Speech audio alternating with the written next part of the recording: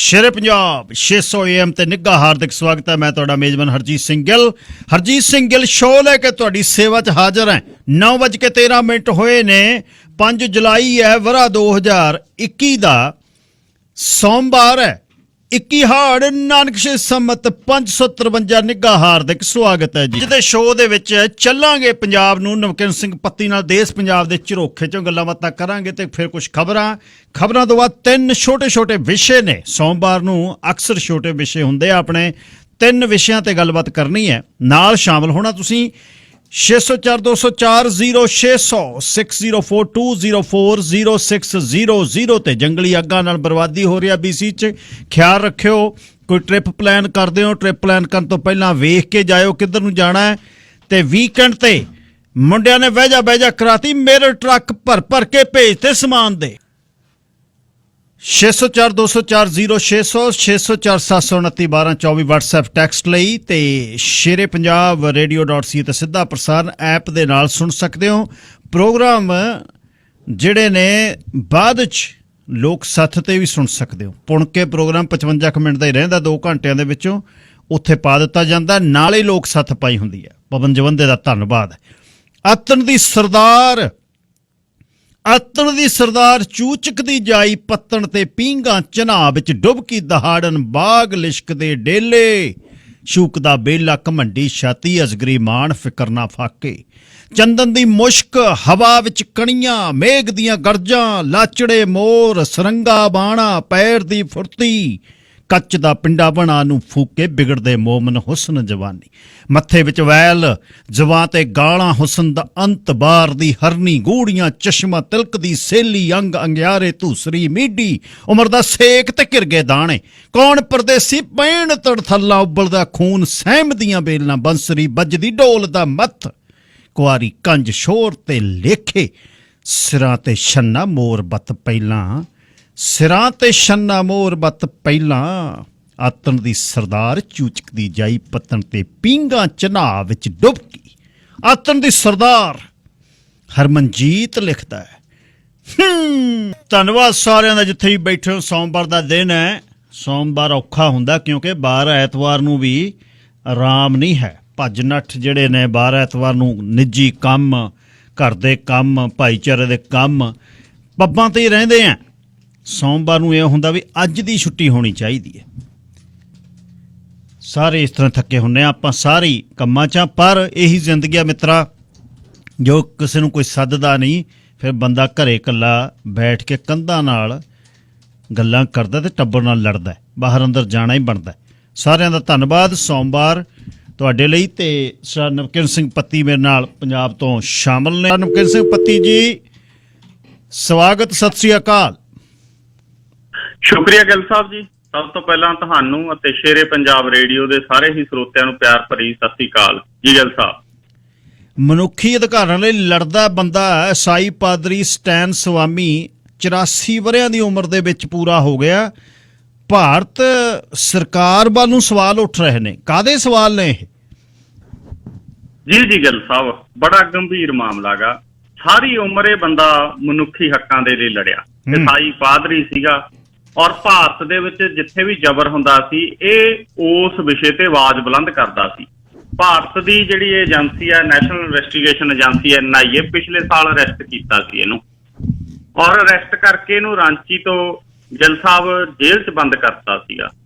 ਉਸ ਤੋਂ ਬਾਅਦ ਲਗਾਤਾਰ ਇਹ ਮਸਲਾ ਉੱਠ ਰਿਹਾ ਸੀ ਕਿ ਇਹ ਸਟੈਨ ਸਵਾਮੀ ਹੈ ਜਿਹੜਾ ਪਾਦਰੀ ਹੈ, ਇਹ 84 ਸਾਲ ਦੀ ਉਮਰ ਹੋ ਚੁੱਕੀ ਹੈ। ਪਾਰਕਿੰਸਨ ਦੀ ਜਿਹੜੀ ਨਿਊਰੋ ਦੀ ਬਿਮਾਰੀ ਹੈ ਉਹਦੇ ਨਾਲ ਇਹ ਪੀੜਤ ਹੈ। ਔਰ ਪਾਰਕਿੰਸਨ ਦੀ ਬਿਮਾਰੀ ਹੋਣ ਦੇ ਕਰਕੇ ਇਹਨੇ ਇਹ ਵੀ ਅਪੀਲ ਕੀਤੀ ਪੁਲਿਸ ਨੂੰ, ਜੇਲ੍ਹ ਪ੍ਰਸ਼ਾਸਨ ਨੂੰ, ਬਾਰ-ਬਾਰ ਅਪੀਲ ਕਰਦਾ ਰਿਹਾ ਮੈਨੂੰ ਸਿਫਰ ਦੀ ਲੋੜ ਹੈ, ਮੈਥੋਂ ਕੱਪ ਨਹੀਂ ਫੜ ਕੇ ਚਾਹ ਨਹੀਂ ਪਾਣੀ ਨਹੀਂ ਪੀਤਾ ਜਾਂਦਾ। ਔਰ ਇਹਨੂੰ ਸਿਫਰ ਦੇਣ ਤੋਂ ਇਨਕਾਰ ਕਰਦਾ ਸੀ। ਜਿਸ ਤੋਂ ਬਾਅਦ ਇੱਕ ਸੋਸ਼ਲ ਮੀਡੀਆ ਦੇ ਉੱਤੇ, ਟਵਿੱਟਰ ਦੇ ਉੱਤੇ ਬਹੁਤ ਵੱਡੀ ਮੁਹਿੰਮ ਵੀ ਚੱਲੀ ਸੀ, ਟ੍ਰੈਂਡਿੰਗ ਵੀ ਹੋ ਗਈ ਸੀਗੀ। ਔਰ ਉਸ ਤੋਂ ਮਹੀਨਾ ਬਾਅਦ ਜਾ ਕੇ ਇਹਨੂੰ ਸਿਫਰ ਮਿਲਿਆ ਸੀ। ਫਿਰ ਉਸ ਤੋਂ ਬਾਅਦ ਇਹਦੀ ਜ਼ਮਾਨਤ ਦੀ ਅਰਜੀ ਕਈ ਵਾਰ ਵਕੀਲਾਂ ਨੇ ਲਾਈ, ਬਹੁਤ ਸਾਰੀਆਂ ਮਨੁੱਖੀ ਅਧਿਕਾਰਾਂ ਦੀਆਂ ਸੰਸਥਾਵਾਂ ਇਹਦੇ ਪੱਖ 'ਚ ਆਈਆਂ, ਲੇਕਿਨ NIA ਜਿਹੜੀ ਹੈ, ਨੈਸ਼ਨਲ ਇਨਵੈਸਟੀਗੇਸ਼ਨ ਏਜੰਸੀ, ਭਾਰਤ ਸਰਕਾਰ, ਉਹ ਨਹੀਂ ਮੰਨੀ। ਤੇ ਹੁਣ ਅਖੀਰ ਦੇ ਵਿੱਚ ਇਹ ਮੁੰਬਈ ਦੇ ਹੋਲੀ ਫੈਮਿਲੀ ਹਸਪੀਟਲ ਦੇ ਵਿੱਚ ਦਾਖਲ ਸੀਗਾ। ਜਿੱਥੇ ਇਸ ਦਾ 84 ਸਾਲ ਦੀ ਉਮਰ 'ਚ ਪੁਲਿਸ ਕਸਟਡੀ ਦੇ ਵਿੱਚ ਦੇਹਾਂਤ ਹੋ ਗਿਆ। ਬਹੁਤ ਸਾਰੀਆਂ ਮਨੁੱਖੀ ਅਧਿਕਾਰਾਂ ਦੀਆਂ ਸੰਸਥਾਵਾਂ ਦਾ ਕਹਿਣਾ ਹੈ ਕਿ ਇਹ ਇੱਕ ਕਤਲ ਹੈ, ਜਿਹੜਾ ਰਾਜਸੀ ਕਤਲ ਹੈ, ਹਕੂਮਤ ਵੱਲੋਂ ਕੀਤਾ ਗਿਆ। ਜਦੋਂ ਪਤਾ ਸੀ ਇੰਨਾ ਬਿਮਾਰ ਹੈ, ਕਰੋਨਾ ਪੋਜ਼ਿਟਿਵ ਆ ਗਿਆ ਸੀ ਪਿਛਲੇ ਦਿਨਾਂ ਦੇ ਵਿੱਚ, ਹੋਰ ਗੰਭੀਰ ਬਿਮਾਰੀਆਂ ਸੀ, ਤਾਂ ਇਹਨੂੰ ਜ਼ਮਾਨਤ ਦੇਣੀ ਬਣਦੀ ਸੀ, ਇਹਨੂੰ ਰਿਹਾ ਕਰਨਾ ਬਣਦਾ ਸੀਗਾ। ਲੇਕਿਨ ਪੁਲਿਸ ਇਸ ਨੂੰ ਰਿਹਾ ਨਹੀਂ ਸੀ ਕਰ ਰਹੀ। ਭੀਮਾ ਕੋਰੇਗਾਂਵ ਮਾਮਲੇ ਦੇ ਵਿੱਚ UAPA ਜਿਹੜਾ ਅਨਲੌਫੁਲ ਐਕਟੀਵਿਟੀ ਪ੍ਰੀਵੈਂਸ਼ਨ ਐਕਟ ਹੈ, ਬੜਾ ਬਦਨਾਮ ਕਾਨੂੰਨ ਹੈ ਭਾਰਤ ਦਾ, ਉਹਦੇ ਤਹਿਤ ਇਹ ਜੇਲ੍ਹ ਦੇ ਵਿੱਚ ਬੰਦ ਸੀ। ਅਲਗਾਰ ਪ੍ਰੀਸ਼ਦ ਮਾਓਵਾਦੀਆਂ ਦਾ ਜਿਹੜਾ ਲਿੰਕ ਕੇਸ ਹੈ, ਉਹਦੇ 'ਚ ਇਹਨੂੰ ਜੇਲ੍ਹ 'ਚ ਬੰਦ ਕੀਤਾ ਹੋਇਆ ਸੀਗਾ। ਇਹ ਗਿੱਲ ਸਾਹਿਬ ਤਾਮਿਲਨਾਡੂ ਦੇ ਇੱਕ ਕਿਸਾਨ ਪਰਿਵਾਰ ਦੇ ਵਿੱਚ ਜੰਮੇ ਸੀ। ਬੰਗਲੁਰੂ ਦੇ ਵਿੱਚ ਇੱਕ ਸਕੂਲ ਵੀ ਚਲਾਇਆ ਲੰਬਾ ਸਮਾਂ। ਉਸ ਤੋਂ ਬਾਅਦ ਝਾਰਖੰਡ ਆਏ, ਈਸਾਈ ਪਾਦਰੀ ਬਣੇ। ਚਰਚ ਦੀਆਂ ਮਾਨਤਾਵਾਂ ਦੀ ਵੀ ਕਦੇ ਪਰਵਾਹ ਨਹੀਂ ਸੀ ਕੀਤੀ, ਲੋਕਾਂ ਦੇ ਹੱਕਾਂ ਦੇ ਲਈ ਹਮੇਸ਼ਾ ਉੱਠ ਕੇ ਖੜੇ ਹੋਏ। ਝਾਰਖੰਡ ਦੇ ਵਿੱਚ ਜਦੋਂ ਆਦਿਵਾਸੀਆਂ ਨੂੰ ਨਕਸਲਾਈਟ ਮਾਓਵਾਦੀ ਕਹਿ ਕੇ ਜੇਲ੍ਹਾਂ 'ਚ ਬੰਦ ਕੀਤਾ ਸੀ, ਤਾਂ ਉਦੋਂ ਵੀ ਅਦਾਲਤਾਂ ਦਾ ਰੁੱਖ ਕਰਦੇ ਰਹੇ ਨੇ। ਸੋ ਇਸੇ ਕਰਕੇ ਸਰਕਾਰ ਇਹਨਾਂ ਤੋਂ ਖਾਰ ਖਾਂਦੀ ਸੀ। ਹੁਣ ਵਿਰੋਧੀ ਧਿਰ ਦੇ ਆਗੂਆਂ ਸਮੇਤ, ਰਾਹੁਲ ਗਾਂਧੀ ਸਮੇਤ ਵੱਖ-ਵੱਖ ਆਗੂ ਬੋਲ ਰਹੇ ਨੇ ਇਹਨਾਂ ਦੀ ਮੌਤ ਦੇ ਉੱਤੇ ਅੱਜ। ਪਰ ਸਵਾਲ ਇਹ ਖੜਾ ਹੁੰਦਾ ਹੈ ਕਿ ਉਹਨਾਂ ਦੇ ਜਿਉਂਦੇ ਜੀ ਕਿਉਂ ਨਹੀਂ ਬੋਲੇ। ਜੀ ਗਿੱਲ ਸਾਹਿਬ। ਅੱਛਾ ਜੀ, ਨਾਲ ਹੀ ਪੰਜਾਬ ਨੂੰ ਆ ਜਾਈਏ ਤੇ ਪੰਜਾਬ ਦੇ ਵਿੱਚ ਹੁਣ ਕਲੇਸ਼ ਮੁੱਕੂਗਾ ਇਹਨਾਂ ਦਾ, ਤੇ ਮੈਨੂੰ ਲੱਗਦਾ ਉਹਨੂੰ ਉੱਥੇ ਖਲਿਆਰੀ ਬੈਠਿਆ ਦਿੱਲੀ ਨਵਜੋਤ ਨੂੰ, ਤੇ ਕੈਪਟਨ ਹੋਣੀ ਜਾਣਗੇ ਤੇ ਨਵੇੜ ਦੇਣਗੇ ਇਹਨਾਂ ਦਾ ਕੰਮ ਮੈਨੂੰ ਲੱਗਦਾ ਹੁਣ, ਤੇ ਪੰਜਾਬ ਕਿਸੇ ਪਾਸੇ ਚੱਲ ਜਾਵੇ। ਤੇ ਬਾਹਰਲੇ ਬੰਨੇ ਭਗਵੰਤ ਮਾਨ ਬਹੁਤ ਗਰਜਿਆ ਸਿਸਮਾ ਵਾਲੇ ਮਹਿਲ ਦੇ ਆਲੇ ਦੁਆਲੇ। ਮੈਨੂੰ ਇਉਂ ਲੱਗਦਾ ਵੀ ਆਮ ਆਦਮੀ ਪਾਰਟੀ ਦੀ ਚੜ੍ਹਾਈ ਹੋ ਰਹੀ ਹੈ। ਜੀ ਗਿੱਲ ਸਾਹਿਬ, ਦੇਖੋ ਮਸਲਾ ਹੁਣ ਇਹ ਬਣਦਾ ਜਾ ਰਿਹਾ ਹੈ ਕਿ ਕਾਂਗਰਸ ਪਾਰਟੀ ਦੀ ਪਹਿਲਾਂ ਚੜ੍ਹਤ ਸੀਗੀ, ਪਰ ਜਿਸ ਤਰੀਕੇ ਦੇ ਮਸਲੇ ਸਾਹਮਣੇ ਆਏ, ਬਿਜਲੀ ਦੇ ਮਸਲੇ ਦੇ ਉੱਤੇ ਕਾਂਗਰਸ ਪਾਰਟੀ ਘਿਰ ਗਈ। ਕਿਸਾਨਾਂ ਨੂੰ 8 ਘੰਟੇ, ਕਿਸਾਨਾਂ ਲਈ ਸਭ ਤੋਂ ਵੱਡੀ ਗੱਲ ਤਾਂ ਇਹੀ ਹੈ ਕਿ ਬਿਜਲੀ ਉਹਨਾਂ ਨੂੰ ਪੂਰੀ ਹੋਣੀ ਚਾਹੀਦੀ ਆ। ਝੋਨਾ ਲਾਉਣ ਦੇ ਲਈ ਬਿਜਲੀ ਪੂਰੀ ਨਹੀਂ ਹੋਈ 8 ਘੰਟੇ। 24 ਘੰਟੇ ਆਪਣੇ ਘਰਾਂ ਦੇ ਲਈ ਅੱਤ ਦੀ ਗਰਮੀ ਦੇ ਵਿੱਚ ਬਿਜਲੀ ਪੂਰੀ ਹੋਣੀ ਚਾਹੀਦੀ ਸੀ, ਉਹ ਨਹੀਂ ਪੂਰੀ ਹੋਈ। ਫਿਰ ਬਿਜਲੀ ਮਹਿੰਗੀ ਬਹੁਤ ਆ ਪੰਜਾਬ ਦੇ ਵਿੱਚ, ਮਹਿੰਗਾਈ ਛੜੱਪੇ ਮਾਰ ਕੇ ਵੱਧ ਗਈ। ਔਰ ਇਹ ਸਵਾਲ ਨੇ ਜਿਹੜੇ ਕਾਂਗਰਸ ਪਾਰਟੀ ਦੇ ਉੱਤੇ ਉੱਠ ਖੜੇ ਵਿਰੋਧੀਆਂ ਨੇ ਸਵਾਲ ਉਠਾਉਣੇ ਹੁੰਦੇ ਨੇ, ਪਰ ਜਦੋਂ ਆਪਣੇ ਸਵਾਲ ਉਠਾਉਂਦੇ ਨੇ ਤੱਥਾਂ ਸਹਿਤ ਉਠਾਉਂਦੇ ਨੇ। ਜਿਵੇਂ ਨਵਜੋਤ ਸਿੰਘ ਸਿੱਧੂ ਨੇ ਕਿਹਾ ਕਿ ਬਿਜਲੀ ਸਮਝੌਤੇ ਰੱਦ ਕਰਨੇ ਬਣਦੇ ਸੀ, ਸਰਕਾਰ ਨੇ ਵਾਅਦਾ ਵੀ ਕੀਤਾ ਸੀ, ਉਹਨਾਂ ਨੂੰ ਰੱਦ ਕਰਿਆ ਬਿਨਾਂ ਕੁਛ ਨਹੀਂ ਸੀ ਹੋਣਾ। ਸਰਕਾਰੀ ਥਰਮਲ ਤਾਂ ਚੱਕ ਕੇ ਮਤਲਬ ਪ੍ਰਾਈਵੇਟ ਕੰਪਨੀਆਂ ਦੇ ਹਵਾਲੇ ਕਰਤੇ, ਔਰ ਉੱਥੋਂ ਦੀ ਜ਼ਮੀਨ ਵੀ ਆ ਜਿਹੜੀ ਉਹ ਕਲੋਨੀਆਂ ਕੱਟਣ ਤੁਰ ਪਏ। ਖਨਨ ਮਾਫੀਆ ਪੰਜਾਬ 'ਚ ਪੈਦਾ ਹੋ ਗਿਆ, ਘਰ ਘਰ ਨੌਕਰੀ ਨਹੀਂ ਦਿੱਤੀ। ਤਾਂ ਇਸ ਕਰਕੇ ਕੈਪਟਨ ਅਮਰਿੰਦਰ ਸਿੰਘ ਘਿਰਦੇ ਨਜ਼ਰ ਆਏ। ਉਧਰੋਂ ਆਮ ਆਦਮੀ ਪਾਰਟੀ ਦੇ ਵੱਲੋਂ ਭਗਵੰਤ ਮਾਨ ਵਾਲੇ ਪਾਸੇ ਨੂੰ ਇਸ਼ਾਰਾ ਹੁੰਦਾ ਨਜ਼ਰ ਆਉਂਦਾ ਮੁੱਖ ਮੰਤਰੀ ਦਾ। ਬਿਲਕੁਲ, ਜਿਸ ਕਰਕੇ ਭਗਵੰਤ ਮਾਨ ਹੁਣ ਅੱਜ ਕੱਲ ਉਹ ਪਹਿਲਾਂ ਵਾਲੀ ਚੜ੍ਹਤ 'ਚ ਨਜ਼ਰ ਆ ਰਿਹਾ ਜੀ, ਜਿਹੜੀ 17 ਦੇ ਵੇਲੇ ਸੀਗੀ। ਉਦੋਂ ਵੀ ਇਹਨਾਂ ਨੂੰ ਮਤਲਬ ਲੱਗਦਾ ਸੀ ਵੀ ਉਹਦੇ ਵੰਡ ਲਈਏ, ਈਗੋ 'ਚ ਆ ਗਏ ਸੀ। ਹੁਣ ਭਗਵੰਤ ਮਾਨ ਤਾਂ ਹੁਣ ਵੀ ਕਹਿੰਦਾ ਬਿਜਲੀ ਸਮਝੌਤੇ ਦੇ ਵਿਸ਼ੇ ਦੇ ਉੱਤੇ ਪੱਤਰਕਾਰ ਅੱਜ ਉਹਨੂੰ ਸਵਾਲ ਪੁੱਛ ਰਿਹਾ ਸੀ, ਕਹਿੰਦਾ ਹੁਣ ਬਾਅਦ 'ਚ ਦੇਖਾਂਗੇ ਆਪਾਂ ਜਦੋਂ ਸਰਕਾਰ ਬਣ ਲੈਣਗੇ।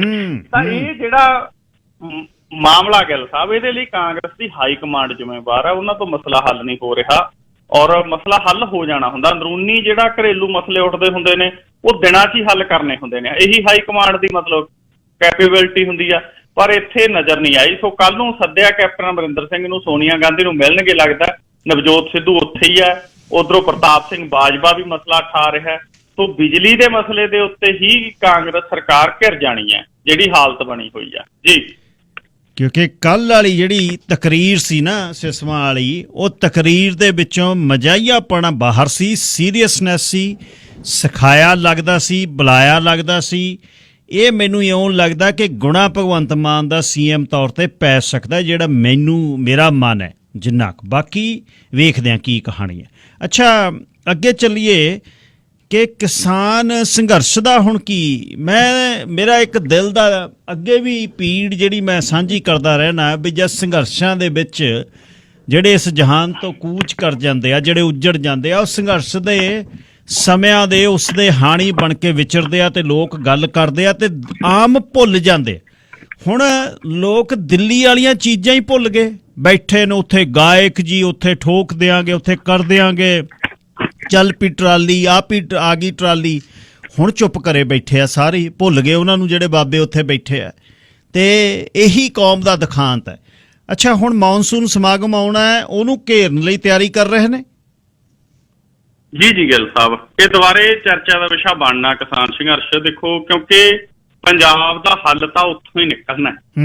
ਕਹਿਣ ਨੂੰ ਜਿੰਨੀ ਮਰਜ਼ੀ ਤਿਆਰੀ ਕਾਂਗਰਸ ਕਰ ਲੇ, ਸੋਨੀਆ ਗਾਂਧੀ ਮਸਲਾ ਹੱਲ ਕਰ ਦੇ, ਜਿੰਨੀ ਮਰਜ਼ੀ ਸੁਖਬੀਰ ਬਾਦਲ ਕ੍ਰਸ਼ਰ ਬੰਦ ਕਰਾ ਦੇਣ, ਜਾ ਕੇ ਨਜਾਇਜ਼ ਮਾਈਨਿੰਗ ਦੀ ਗੱਲ ਕਰਨ, ਲੇਕਿਨ ਸਭ ਨੂੰ ਪਤਾ ਹੈ ਕਿ ਇਹਨਾਂ ਦੋਨਾਂ ਪਾਰਟੀਆਂ ਨੇ ਹੀ ਪੰਜਾਬ ਦੇ ਵਿੱਚ ਅੱਜ ਮਹਿੰਗਾਈ ਦੇ ਲਈ ਜ਼ਿੰਮੇਵਾਰ ਨੇ। ਦੋਨੇ ਪਾਰਟੀਆਂ ਖਨਨ ਮਾਫੀਆ, ਰੇਤ ਮਾਫੀਆ ਦੇ ਲਈ, ਹੋਰ ਵੱਖ-ਵੱਖ ਮਾਮਲਿਆਂ ਦੇ ਲਈ ਜ਼ਿੰਮੇਵਾਰ ਨੇ। ਔਰ ਜਿੱਥੋਂ ਤੱਕ ਮਸਲੇ ਦੇ ਹੱਲ ਦਾ ਸਵਾਲ ਆ, ਉਹ ਤਾਂ ਜਾ ਕੇ ਦਿੱਲੀ ਦੇ ਬਾਰਡਰਾਂ ਦੇ ਰਾਹੀਂ ਕੇਂਦਰ ਸਰਕਾਰ ਤੇ ਦਬਾਅ ਬਣਾ ਕੇ ਹੀ ਮਸਲੇ ਦਾ ਹੱਲ ਹੋਣਾ, ਕਿਉਂਕਿ ਉਹ ਜਿਸ ਰੂਪ ਦੇ ਵਿੱਚ ਪਏ ਹੋਏ ਨੇ ਉਹ ਤਾਂ ਫੈਡਰਲ ਸਟਰਕਚਰ ਹੀ ਖਤਮ ਕਰ ਰਹੇ ਨੇ। ਜੇ ਅਸੀਂ ਸਰਕਾਰ ਬਣਾ ਵੀ ਲਈ, ਮੰਨ ਲਓ ਗਿੱਲ ਸਾਹਿਬ ਪੰਜਾਬ ਦੇ ਵਿੱਚ ਕੋਈ ਲੋਕ ਪੱਖੀ ਬਣਾ ਲਈ ਮੰਨ ਲਓ, ਤਾਂ ਉਹਨਾਂ ਨੇ ਜਿਵੇਂ ਦਿੱਲੀ ਦੇ ਵਿੱਚ ਅਧਿਕਾਰ ਖੋਹੇ ਨੇ ਸਰਕਾਰ ਦੇ, ਜੰਮੂ ਕਸ਼ਮੀਰ ਦੇ ਵਿੱਚ ਯੂਟੀ ਬਣਾਤਾ, ਉੱਥੇ ਅਧਿਕਾਰ ਖੋਹੇ ਨੇ, ਉਹਨਾਂ ਨੇ ਚੱਕ ਕੇ ਹੋਰ ਅਧਿਕਾਰ ਵੀ ਖੋਹ ਲੈਣੇ ਨੇ, ਪਹਿਲਾਂ ਹੀ ਬਹੁਤ ਖੋਹੀ ਬੈਠੇ ਨੇ। ਸੋ ਇਸ ਕਰਕੇ ਮਸਲੇ ਦਾ ਹੱਲ ਤਾਂ ਜਿਹੜਾ ਉਹ ਦਿੱਲੀ ਦੇ ਬਾਰਡਰਾਂ ਤੋਂ ਨਿਕਲਣਾ ਹੈ ਤੇ ਉਸ ਪਾਸੇ ਨੂੰ ਕਿਸਾਨਾਂ ਨੂੰ ਤੁਰਨਾ ਪੈਣਾ, ਤੇ ਤੁਰਨਗੇ। ਆਉਣ ਵਾਲੇ ਦਿਨਾਂ 'ਚ ਝੋਨੇ ਦੀ ਫਸਲ ਲੱਗ ਚੁੱਕੀ ਹੈ ਔਰ ਆਉਣ ਵਾਲੇ ਦਿਨਾਂ 'ਚ ਮੀਂਹ ਪੈ ਗਏ, ਮੌਨਸੂਨ ਆ ਗਈ, ਉਸ ਤੋਂ ਬਾਅਦ ਤਾਂ ਫਿਰ ਝੋਨਾ ਗਿੱਲ ਸਾਹਿਬ ਆਪਣੇ ਆਪ ਹੀ ਵਾਧਾ ਤੁਰਿਆ ਜਾਂਦਾ। ਇੱਕ ਅੱਧੀ ਸਪਰੇਅ ਕਰਨੀ ਹੁੰਦੀ, ਇੱਕ ਦੋ ਵਾਰ ਰੇਸ ਪਾਉਣਾ ਹੁੰਦਾ, ਤੇ ਫਿਰ ਕਿਸਾਨ ਦਿੱਲੀ ਨੂੰ ਦੁਬਾਰੇ ਫਿਰ ਉਹੀ ਮੋਰਚੇ ਵਾਲੇ ਪਾਸੇ ਨੂੰ ਤਿਆਰੀਆਂ ਕਰਨਗੇ। ਸੋ ਇਸੇ ਕਰਕੇ ਹੁਣ ਸੰਯੁਕਤ ਕਿਸਾਨ ਮੋਰਚੇ ਨੇ ਨਵੀਂ ਯੋਜਨਾ ਲਿਖੀ ਹੈ ਕਿ ਮਾਨਸੂਨ ਸੈਸ਼ਨ ਸ਼ੁਰੂ ਹੋਣ ਜਾ ਰਿਹਾ ਹੈ, ਔਰ ਮਾਨਸੂਨ ਸੈਸ਼ਨ ਜਿਹੜਾ ਸ਼ੁਰੂ ਹੋਣ ਜਾ ਰਿਹਾ 19 ਜੁਲਾਈ ਤੋਂ, ਉਹਦੇ ਦੌਰਾਨ ਉਸ ਤੋਂ ਬਾਅਦ ਛੁੱਟੀਆਂ ਵੀ ਆਉਣੀਆਂ ਨੇ ਇੱਕ ਦੋ, ਫਿਰ 22 ਜੁਲਾਈ ਤੋਂ ਸੰਸਦ ਵਾਲੇ ਪਾਸੇ ਨੂੰ ਮਾਰਚ ਸ਼ੁਰੂ ਕਰਨਾ ਹੈ। ਇੱਕ ਗੱਲ ਜਿਹੜੀ ਸੰਯੁਕਤ ਮੋਰਚੇ ਵਾਲਿਆਂ ਨੇ, ਜਿਵੇਂ ਗਿੱਲ ਸਾਹਿਬ ਆਪਾਂ ਪੰਜਾਬੀ 'ਚ ਕਹਿੰਦੇ ਆ ਵੀ ਦੁੱਧ ਦਾ ਫੂਕਿਆ ਲੱਸੀ ਨੂੰ ਵੀ ਫੂਕਾ ਮਾਰ-ਮਾਰ ਪੀਂਦਾ ਹੈ, ਐਤਕੀ ਜਿਹੜਾ ਮਾਰਚ ਕਰਨਾ ਨਾ ਉਹਦੇ 'ਚ ਇਹ ਕਰ ਲਿਆ ਵੀ 200 ਬੰਦਾ ਹੀ ਹੋਇਆ ਕਰੂ ਮਾਰਚ 'ਚ, ਹਰ ਰੋਜ਼ ਆਇਆ ਕਰਨਗੇ। ਜਦੋਂ ਸੰਸਦ ਦਾ ਸੈਸ਼ਨ ਹੋਇਆ ਕਰੂ, ਪਹਿਲਾਂ ਵਿਰੋਧੀ ਧਿਰ ਦੇ ਸਾਰੇ ਆਗੂਆਂ ਨੂੰ ਜਿਹੜਾ ਮੰਗ ਪੱਤਰ ਦੇਣਗੇ, ਜਾ ਕੇ ਉਹਨਾਂ ਨੂੰ ਕਹਿਣਗੇ ਕਿ ਜਾਂ ਤਾਂ ਕੁਰਸੀ ਛੱਡੋ ਜਾਂ ਸਰਕਾਰ ਦੇ ਨਾਲ ਜਦੋਜਹਿਦ ਕਰੋ। ਚੇਤਾਵਨੀ ਪੱਤਰ ਵਿਰੋਧੀ ਧਿਰ ਦੇ ਸਾਰੇ ਆਗੂਆਂ ਨੂੰ ਦਿੱਤੇ ਜਾਣਗੇ। ਤਾਂ ਯੋਜਨਾ ਇਹ ਲਿਖੀ ਗਈ ਹੈ ਕਿ ਵਿਰੋਧੀ ਧਿਰ ਦੇ ਆਗੂ ਸਰਕਾਰ ਨੂੰ ਅੰਦਰ ਘੇਰਨਗੇ, ਤੇ ਜਿਹੜਾ 200 ਬੰਦਾ 200 ਕਿਸਾਨ ਹਰ ਰੋਜ਼ ਦਿੱਲੀ ਦੇ ਬਾਰਡਰਾਂ ਤੋਂ ਸੰਸਦ ਨੂੰ ਮਾਰਚ ਕਰਿਆ ਕਰੂ, ਉਹ ਜਾ ਕੇ ਸੰਸਦ ਦੇ ਬਾਹਰ ਆਵਾਜ਼ ਬੁਲੰਦ ਕਰਿਆ ਕਰੂ। ਅਗਲੇ ਦਿਨ 200 ਹੋਰ ਗਿਣਤੀ ਜਾ ਵੜਿਆ ਕਰੂ। ਸੋ 22 ਜੁਲਾਈ ਤੋਂ ਜਿਹੜਾ ਇਹ ਮਾਰਚ ਆ ਉਹ ਸ਼ੁਰੂ ਹੋਣਾਗਾ ਸੰਸਦ ਵਾਲੇ ਪਾਸੇ ਨੂੰ। ਸੋ ਮਾਨਸੂਨ ਸੈਸ਼ਨ ਦੌਰਾਨ ਸਰਕਾਰ ਘਿਰ ਸਕਦੀ ਆ। ਇਹ ਕਿਸਾਨਾਂ ਦੇ ਵੱਲੋਂ ਜਿਹੜੀ ਯੋਜਨਾ ਲਿਖੀ ਗਈ ਆ ਉਹਦੇ ਤੇ ਜੇਕਰ ਜ਼ੋਰ ਦਿੱਤਾ ਜਾਂਦਾ ਹੈ, ਪੂਰੇ ਦੇਸ਼ ਦੇ ਵਿੱਚੋਂ ਆਵਾਜ਼ ਉੱਠਦੀ ਹੈ, ਤਾਂ ਇਹ ਵੀ ਮਸਲਾ ਗਾ ਜਿਹੜਾ ਉਹ ਕਾਫੀ ਗੰਭੀਰ ਬਣੂ। ਭਗਵੰਤ ਮਾਨ ਦਾ ਵੀ ਇਮਤਿਹਾਨ ਹੋਊਗਾ ਜੀ, ਦੇਖਦੇ ਹਾਂ ਜਾ ਕੇ ਉੱਥੇ ਕਿੰਨੇ ਕੁ ਮਸਲੇ ਉਠਾਉਂਦਾ, ਤੇ ਹੋਰ ਮੈਂਬਰ ਪਾਰਲੀਮੈਂਟ ਜਿਹੜੇ ਪੰਜਾਬ 'ਚ ਲਗਾਤਾਰ ਗੱਲਾਂ ਕਰਦੇ ਨੇ, ਪ੍ਰਤਾਪ ਸਿੰਘ ਬਾਜਵਾ ਵਰਗੇ, ਉਹ ਕਿੰਨੇ ਕੁ ਮਾਮਲੇ ਉਠਾਉਂਦੇ ਨੇ। ਹਰਸਿਮਰਤ ਬਾਦਲ ਵੀ ਦੇਖਣਗੇ ਲੋਕ ਜੀ। ਕੋਟਕਪੂਰਾ ਗੋਲੀਕਾਂਡ ਦੇ ਵਿੱਚ ਭਾਈ ਰਣਜੀਤ ਸਿੰਘ ਢੰਡਰੀਆਂ ਵਾਲਿਆਂ ਤੋਂ ਪੁੱਛਗਿੱਛ ਹੋਈ ਹੈ ਜੀ। ਜੀ ਅੱਜ ਪਟਿਆਲਾ ਦੇ ਸਰਕਟ ਹਾਊਸ ਦੇ ਵਿੱਚ ਭਾਈ ਰਣਜੀਤ ਸਿੰਘ ਢੱਡਰੀਆਂ ਵਾਲਿਆਂ ਤੋਂ ਕੋਟਕਪੂਰਾ ਗੋਲੀਕਾਂਡ ਮਾਮਲੇ ਦੇ ਵਿੱਚ ਬਤੌਰ ਗਵਾਹ ਪੁੱਛਗਿੱਛ ਹੋਈ ਹੈ, ਕਿਉਂਕਿ ਜਦੋਂ ਕੋਟਕਪੂਰਾ ਗੋਲੀਕਾਂਡ ਹੋਇਆ ਉਦੋਂ ਜਿਹੜੀ ਜਦੋਜਹਿਦ ਚੱਲਦੀ ਸੀ, ਐਜੀਟੇਸ਼ਨ ਚੱਲਦੀ ਸੀ, ਉਹਦੇ 'ਚ ਭਾਈ ਢੱਡਰੀਆਂ ਵਾਲਾ ਵੀ ਸਰਗਰਮ ਸੀਗੇ ਔਰ ਉਸ ਵਕਤ ਭਾਈ ਪੰਥਪ੍ਰੀਤ ਜੀ ਵੀ ਸਰਗਰਮ ਸੀਗੇ, ਤੇ ਹੋਰ ਵੀ ਵੱਖ-ਵੱਖ ਸਿੱਖ ਪ੍ਰਚਾਰਕ ਸਰਗਰਮ ਸੀਗੇ। ਸੋ ਉਸ ਵਿਸ਼ੇ ਦੇ ਵਿੱਚ ਬਤੌਰ ਗਵਾਹ ਇਹਨਾਂ ਤੋਂ ਜਿਹੜੀ ਪੁੱਛਗਿੱਛ ਅੱਜ ਹੋਈ ਹੈ ਜੀ। ਅੱਛਾ ਜੀ, ਥੋੜੀ ਜਿਹੀ ਜ਼ਮੀਨ ਪਿੱਛੇ ਚਾਚੇ ਤਾਏ ਦੇ ਪੁੱਤ ਸਕੇ ਭਾਈ ਗੋਲੀਆਂ ਮਾਰਦੇ, ਬਟਾਲੇ 'ਚ ਇੱਕੋ ਹੀ ਪਰਿਵਾਰ ਦੇ 4 ਜੀ ਕਿਹਨੇ ਮਾਰ ਦਿੱਤੇ? ਫੜਿਆ ਗਿਆ ਬੰਦਾ? ਜੀ ਗਿੱਲ ਸਾਹਿਬ, ਬੰਦਾ ਫੜਿਆ ਗਿਆ। ਬੜਾ ਮੰਦਭਾਗੀ ਘਟਨਾ ਇਹ ਵਾਪਰੀ ਹੈ। ਗੁਰਦਾਸਪੁਰ ਜ਼ਿਲ੍ਹੇ ਦੇ ਬਟਾਲਾ ਦੇ ਵਿੱਚ ਪਿੰਡ ਪੈਂਦਾ ਬੱਲੜਵਾਲ ਪਿੰਡ ਦੇ ਵਿੱਚ ਇੱਕ ਵਿਅਕਤੀ ਨੇ ਪਿੰਡ ਦੇ 4 ਬੰਦੇ ਜਿਹੜੇ ਉਹ ਗੋਲੀਆਂ ਮਾਰ ਕੇ ਮਾਰਤੇ, ਤੇ 2 ਗੰਭੀਰ ਜ਼ਖਮੀ ਪਏ ਨੇ।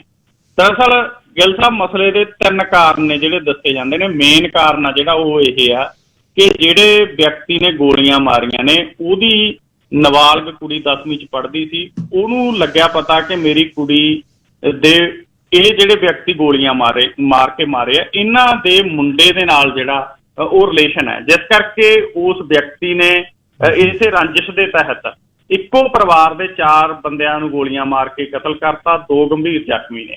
ਲੇਕਿਨ 2 ਕਾਰਨ ਇਸ ਵਿਸ਼ੇ ਦੇ ਹੋਰ ਦੱਸੇ ਜਾ ਰਹੇ ਨੇ ਇਸ ਦੇ ਨਾਲ। ਇੱਕ ਕਾਰਨ ਹੈ ਕਿ ਉਹ ਪੰਚਾਇਤ ਮੈਂਬਰ ਹੈਗਾ ਜਿਹੜੇ ਵਿਅਕਤੀ ਨੇ ਗੋਲੀਆਂ ਮਾਰੀਆਂ, ਔਰ ਚੋਣਾਂ ਦੇ ਦੌਰਾਨ ਵੀ ਇਹਨਾਂ ਦੀ ਆਪਸ ਦੇ ਵਿੱਚ ਜਿਹੜੀ ਲੜਾਈ ਝਗੜਾ ਹੋਇਆ ਸੀ। ਤੇ ਤੀਜਾ ਕਾਰਨ ਆ ਜਿਹੜਾ ਉਹ ਤੇਲ ਵਾਲੇ ਡਿਪੂ ਦਾ ਕਾਰਨ ਵੀ ਆ, ਜਿਹੜਾ ਪੰਜਾਬ ਸਰਕਾਰ ਦੇ ਵੱਲੋਂ ਸਬਸਿਡੀ ਤਹਿਤ ਚੀਜ਼ਾਂ ਦਿੱਤੀਆਂ ਜਾਂਦੀਆਂ, ਉਹਦਾ ਡਿਪੂ ਹੁੰਦਾ, ਉਹ ਵੀ ਮਾਮਲਾ ਹੈਗਾ। ਸੋ ਇਹ ਮਾਮਲਾ ਬੜਾ ਗੰਭੀਰ ਹੋਇਆ। ਅੱਜ ਵੀ ਪੂਰਾ ਦਿਨ ਧਰਨਾ ਚੱਲਦਾ ਰਿਹਾ ਔਰ ਇਸ ਵਿਸ਼ੇ ਦੇ ਵਿੱਚ ਕਾਫੀ ਅਹਿਮ ਪਹਿਲੂ ਨੇ ਜਿਹੜੇ ਉਹ ਜੁੜੇ ਹੋਏ ਨੇ। ਲੇਕਿਨ ਅੱਜ ਉਸ ਵਿਅਕਤੀ ਨੂੰ ਗ੍ਰਿਫਤਾਰ ਕਰ ਲਿਆ ਗਿਆ। 2 ਹੋਰ ਗ੍ਰਿਫਤਾਰੀਆਂ ਹੋਈਆਂ ਨੇ। ਸੋ ਇਹ ਮੰਦਭਾਗੀਆਂ ਘਟਨਾਵਾਂ ਨੇ ਗਿੱਲ ਸਾਹਿਬ ਆਪਣੇ ਪੰਜਾਬ ਦੇ ਵਿੱਚ ਬਹੁਤ ਵਾਪਰ ਰਹੀਆਂ। ਪਿਛਲੇ ਦਿਨਾਂ ਦੇ ਵਿੱਚ ਕੁਝ ਆਇਲਟਸ ਵਾਲੇ ਕੇਸ ਵੀ ਜਿਹੜੇ ਉਹ ਵਾਪਰੇ ਨੇ, ਜਿਹਦੇ ਤਹਿਤ ਕੁਝ ਮੁੰਡਿਆਂ ਨੇ ਵੀ ਖੁਦਕੁਸ਼ੀ ਕੀਤੀ। ਅੱਜ ਇੱਕ ਕੁੜੀ ਨੇ ਵੀ ਇੱਕ NRI ਤੋਂ ਤੰਗ ਆ ਕੇ ਖੁਦਕੁਸ਼ੀ ਕੀਤੀ ਹੈ। ਸੋ ਬੜਾ ਅਜਿਹੇ ਮਾਮਲੇ ਨੇ ਜਿਹੜੇ ਉਹ ਮੰਦਭਾਗੀਆਂ ਘਟਨਾਵਾਂ ਪੰਜਾਬ 'ਚ ਵਾਪਰੀਆਂ ਨੇ ਜੀ।